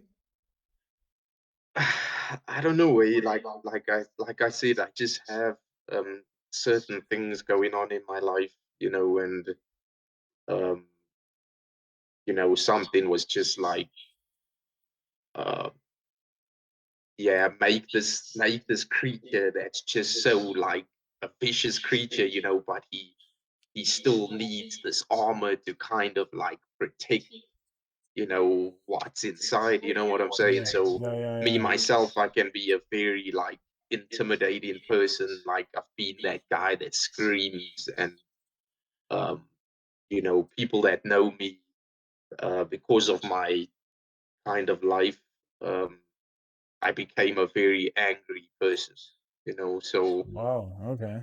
that that piece that piece kind of just meant something a bit more to me than just the swimming shark. That's very deep. I actually Yeah. chose the shark because I googled free green screen footage and the shark came up. Yeah, that's why I say like for me, a lot of people look at my stuff and it seems like it doesn't have much meaning, but there's always some sort of backstory to it, Yeah, you yeah, yeah. know. So what's the what's the backstory to the subway car then? Uh, that piece was supposed to be, something that was supposed to be a romantic piece in a sense where, you know, I always felt like that kid in the back of the bus. You know what I'm saying? Yeah, of course. So like my first initial idea was, to kind of have these business people go into work. So you just have this tram that goes around that would have like these puppets in it, but each puppet would be like a suit, you know, or what we call like just business people, and I was gonna put the kid in the back of the bus that was like this That was colorful kid, you know what I'm saying, where you could yeah, go yeah. inside and see this kid. But then Corona hit, and I ended up spending the first week to 2 weeks of lockdown working on that. And I decided to scrap that idea. And I was like, you know what, let me just call this thing the Corona Express. I was speaking to a lot of people in New York um, you know, that use public transportation. And I was like, hey, you know what, like, let me just call this the Corona Express because like the subways are empty, you know, So and yeah. are you guys still at home doing home office? Yeah, we're still doing home office here. I think one of our members uses the office still, but we're still keeping things locked down here. So what's the plan? When are you going back? I don't know. Like for me personally, until there's some sort of like proper solution for this, I don't think, and plus, I think I saw one of your episodes with Luke, where Luke said like people can work remotely, you know, and for our kind of work, like, we send test links online anyway, so there's no need for anyone to be, you know, you have a Zoom call, you do your meeting catch ups. So until then, I don't know. I don't think we go in back anytime soon. Yeah, same here. Although I gotta say, I mean, for me it was pretty good. Luckily we have an apartment which is not tiny, so that you do have a little space, and our two kids get along really well, and they play together and so on. But after now, what is it like? I started not going to out in the beginning of March. So it's like March, April, May. It's like 3 months. So it starts getting a little tedious. I don't know. But Yeah, I'm totally not a big fan of like now reopening everything, because obviously is probably not gonna end well. But yeah, anyway, I don't know. Who am I to say? yeah, Maybe it will. But I think that probably then it won't be a vaccine yeah, shortly. But this will probably take a while. And I mean, you can't stay in for the next like 5 to 10 years, can you? I don't. yeah. Yeah, no, my daughter's school is opening. That was why the ladybug even came out, because my daughter's school is opening at the end of June, and I'm terrified because I have to fetch her from school every day. So my daughter is 7 at the moment. Yeah. So how do you get a 7-year-old to wash their hands and not to like take their mask off and all of that stuff? So Yeah, you don't. um, Like you don't, it is what it is. so But I yeah, mean, so most likely, we as I mean, I don't know about you, but if you're not part of a risk group, then most likely you won't have a big problem, even if you you get the Yeah, disease. So knock yeah, on wood, right? No, but I mean, yeah. it's not necessarily. I think it's not necessarily an individual problem as much as a more general problem. So, but I mean, you that means you guys haven't noticed that kind of like you have a lot of work going on. You have noticed that went down because of the pandemic. Um, it went down very briefly.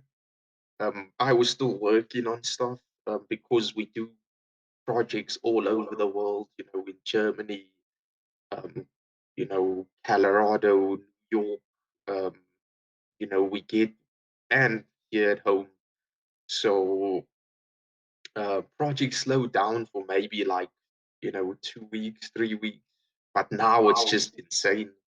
I Oh think they realize it now that like the only way to get to people is yeah, not through a billboard, because a lot of these companies' budgets that was spent on billboards and that was spent on um, football stadiums and all of that, they need to take that budget and turn it into the number one thing being used online now, which is filters. right, yeah, yeah. Like um, one of my effects, I don't know if you're familiar with my tree frog effect, the frog that runs on your face. Oh yeah, Um, yeah, yeah. Of course. yeah, um, that effect went from 800,000 views to 41 million views in the space of a week to 2 weeks. Yeah, yeah, yeah.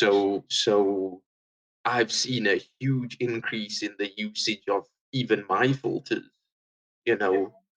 So they they'd rather be spending that budget because uh it has to be spent, you know.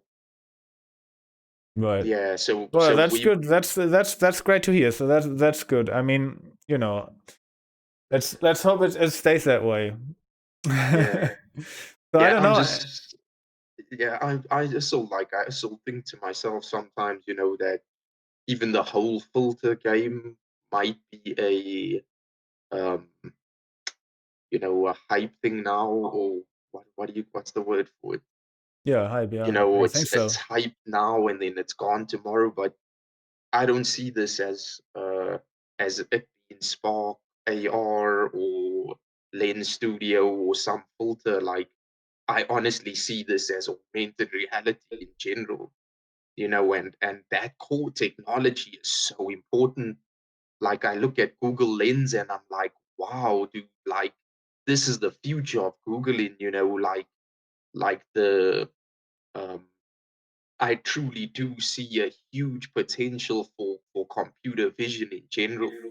Once these AR effects go to glasses or eyewear, and you actually have um, AR that can even respond back to you, so you can speak to the characters that you see and they talk back to you.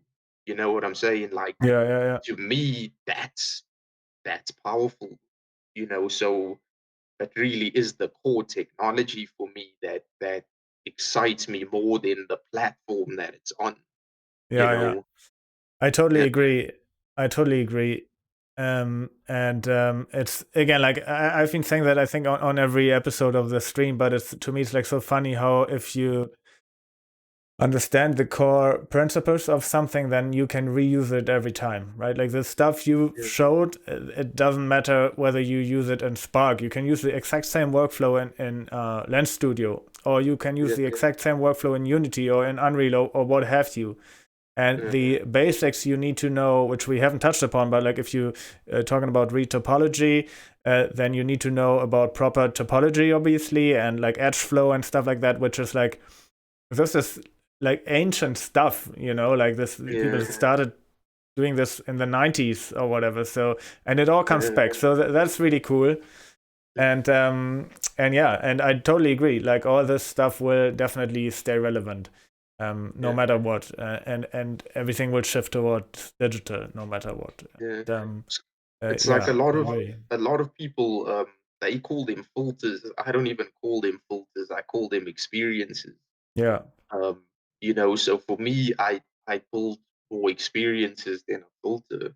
You know, so it truly is the way, you know, that I perceive everything, because before Spark, like, um, I mean, I'd already been building augmented reality experiences for 6, 7 years before Spark even showed up. You know, the most important thing to me was the accessibility to those experiences. You know, because no one wants to download an app to view something. You know, where where you could send a person a link and they could experience it. That to me was the most important thing, was how do I get 1 million people to see this? You yeah, know, yeah, yeah. the core technology already excited me, like, and I already saw the value in placing digital objects in people's spaces. The big question was, how do you get to the people? you Right, know yeah, and that's what Spark and Lens Studio and all of that opened up, was that accessibility. you yeah. know Although I do feel, I mean, with Spark, this is basically that's their selling point. They are saying, basically, let me go to the 1.8, what is this, billion users. Dun dun dun. I mean, sorry. And yeah, but actually, I think it's cool, but it's a little bit, but it's fun to make Spark do things that it's not capable of, but it's also super frustrating. Like, it's like I think it should not be that way. I think, to be honest, I think it should behave in a more standardized way. There would be more, well, because like some things you just have to jump through crazy hoops to do things that are just super normal anywhere else. That's kind yeah, of frustrating a lot of times, I feel. But yeah, yeah, core skills. yeah. Alrighty. So I don't know. You wanna? Is there anything else you want to talk about? I don't want to cut it short, but I mean we've been already. No, it's all right. I'm a soul. I'm an early bird. I sleep early and I wake up really early. Oh yeah. I need to be up at, like, I'm up at 4 a.m. every Holy morning. shit. So I run by 5 o'clock. Ran 6 kilometers, and then, you know, so I prefer to keep my mornings um my center time. Yeah, yeah, yeah. Well, when do you go to sleep usually then? Usually 10:30 latest, Yeah, yeah. like Well, me 11 too. o'clock. Me too. Uh, Like if you have kids and you have to get up to get them to school and everything, we usually get up at 6. But yeah, now that has progressed because now they don't have to go to school. So now it's more like a 10 maybe. And that's actually that's the yeah, benefit of having two, because they yeah. just get up, start playing, they do their thing, they make their own breakfast actually. Wow. And so I do enjoy that quite a bit. But but anyway, alrighty, Yeah, no, it's like it's tough being a parent even of just one. So, yeah. um, yeah, But I I mean, just but like, 4 a.m. is crazy. yeah, Doesn't. no, it's the best time. You don't get, like I said, my emails get crazy. Like, once 8 o'clock hits, it's like emails, it's phone calls, Yeah, of course. and 4 a.m. is just where everything is just Sure, it's quiet. a time where you Yeah, have time to do your own thing. I understand that a lot. yeah. So is that like you're the what is that, managing director of the company, or how do you split that up between the four of you?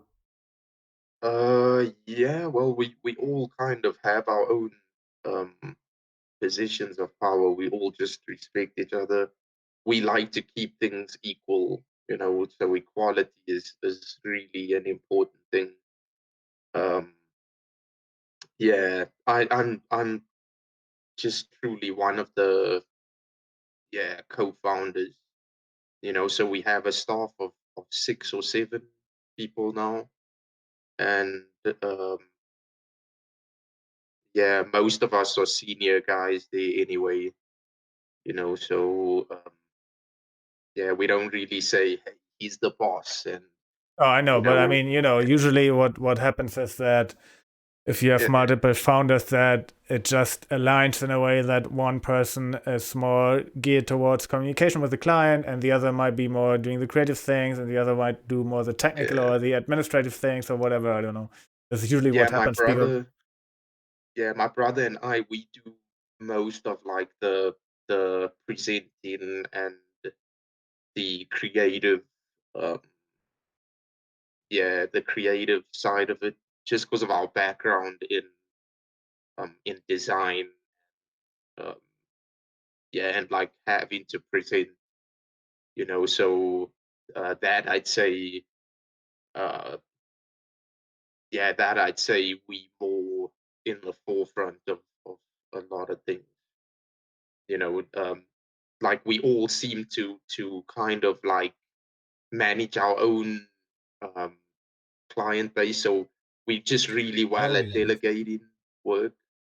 So we'd say, okay, um, my brother would be managing Coke and Pepsi, you know, and he'd be responsible for presenting and coming up with concept and all of that, So um, and then we have our accounts management that is in charge of billing and client relations.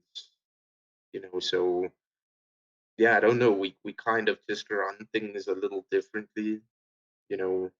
I mean, I think Um, it's cool that you guys, or you in this case especially, that you can still do your own things, like the little things you do, we talked about, and yeah, still keep working. That's something I do enjoy a lot, that I've been getting back into in the last couple of months to do my own stuff, because usually I was just basically leading teams and I wasn't working on anything myself anymore. I mean, being a creative director, working with clients, working with the team, but not actually making anything.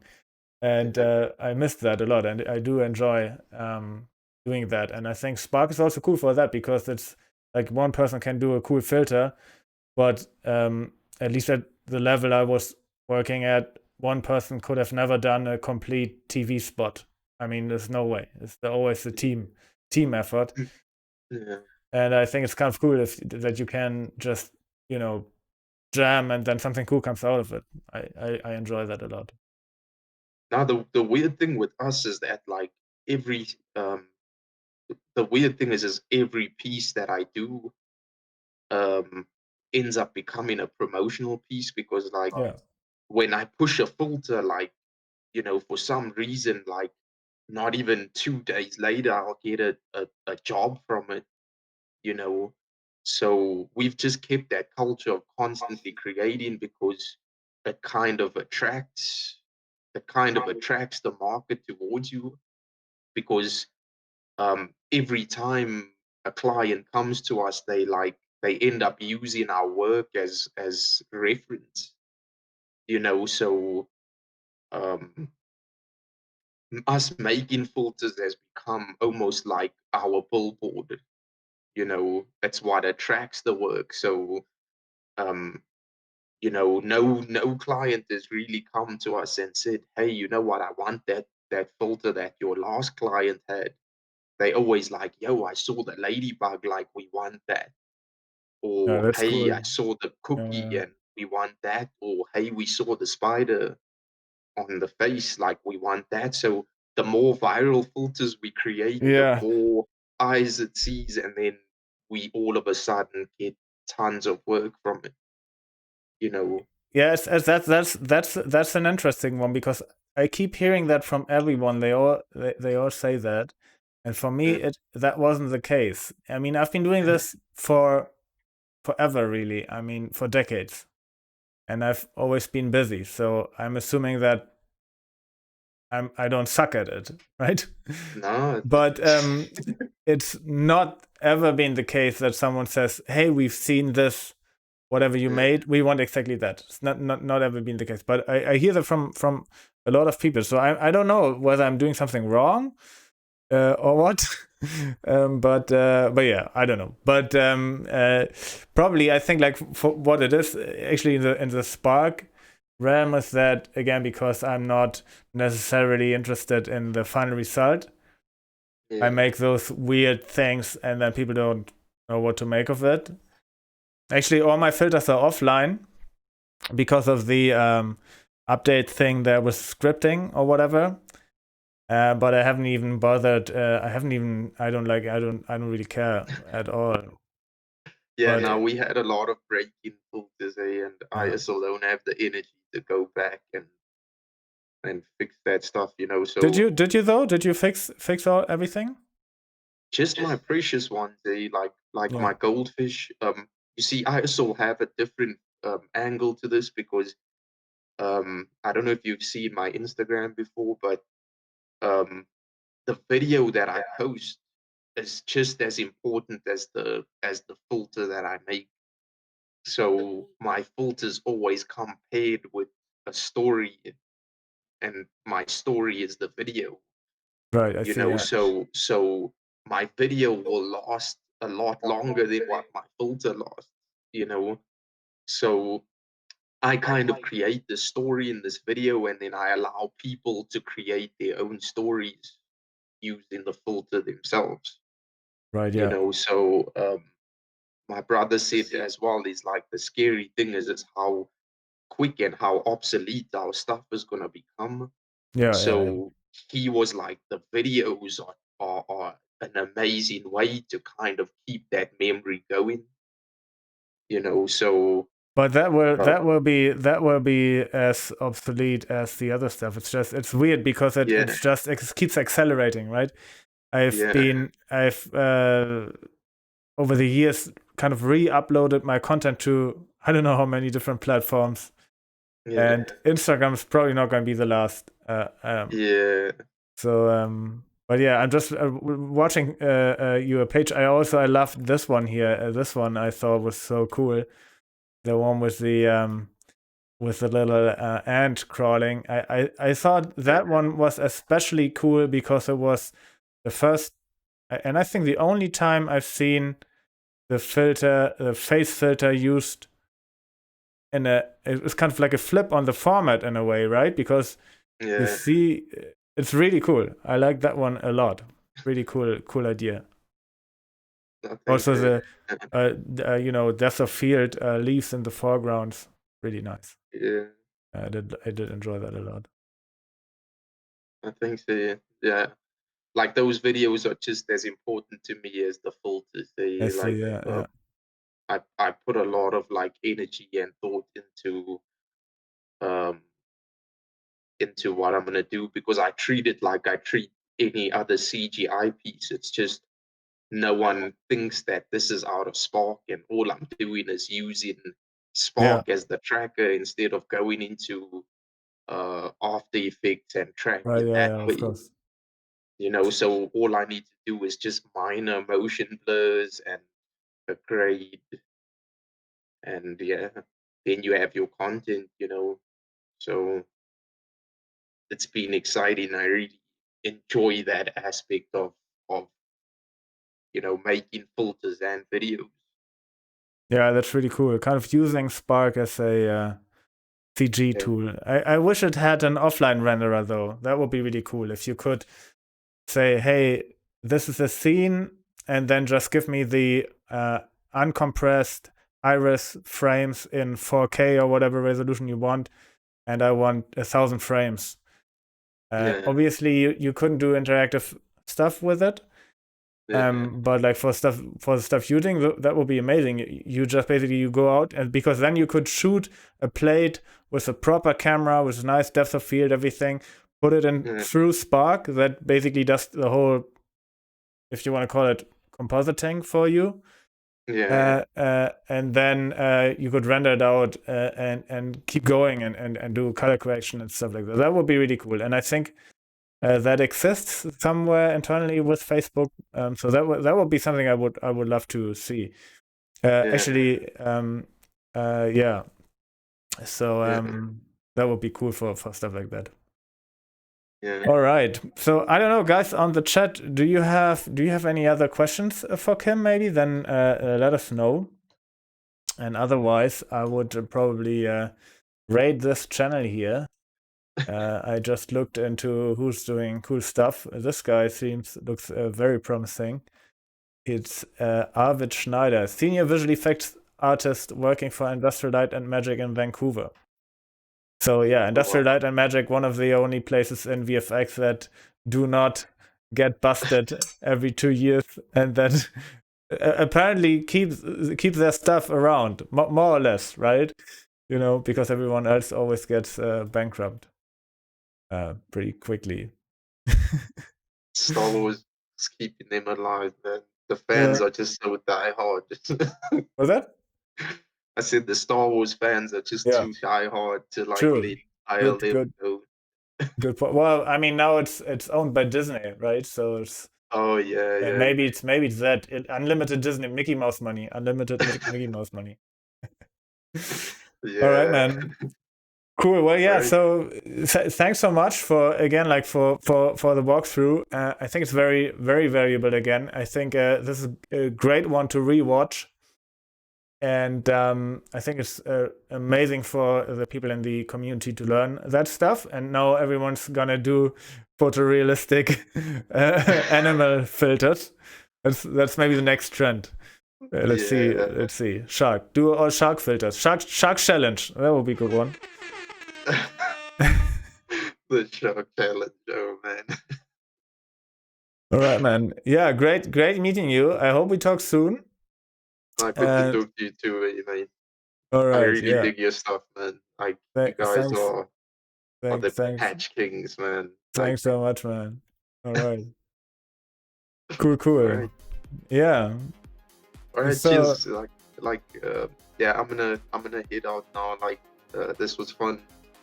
Cool. Yeah, it was. It was really cool. Keep safe, man, during these times. Like, just will do. Chaos out there. Alrighty. Take care, man. Alright, cool. You too, man. Bye. Cheers, guys. Bye. Cheers. Yeah, guys. So that was it for tonight. That was the 8th and, let's say, final episode of the first season. That's what I'm going to call it. Thanks so much for sticking around. A lot of good shit happening tonight in the stream once again. And now we're gonna go raid this guy's channel.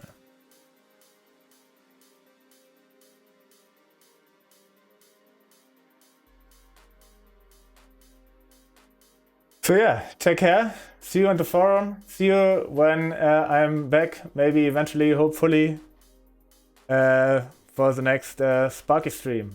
Bye-bye.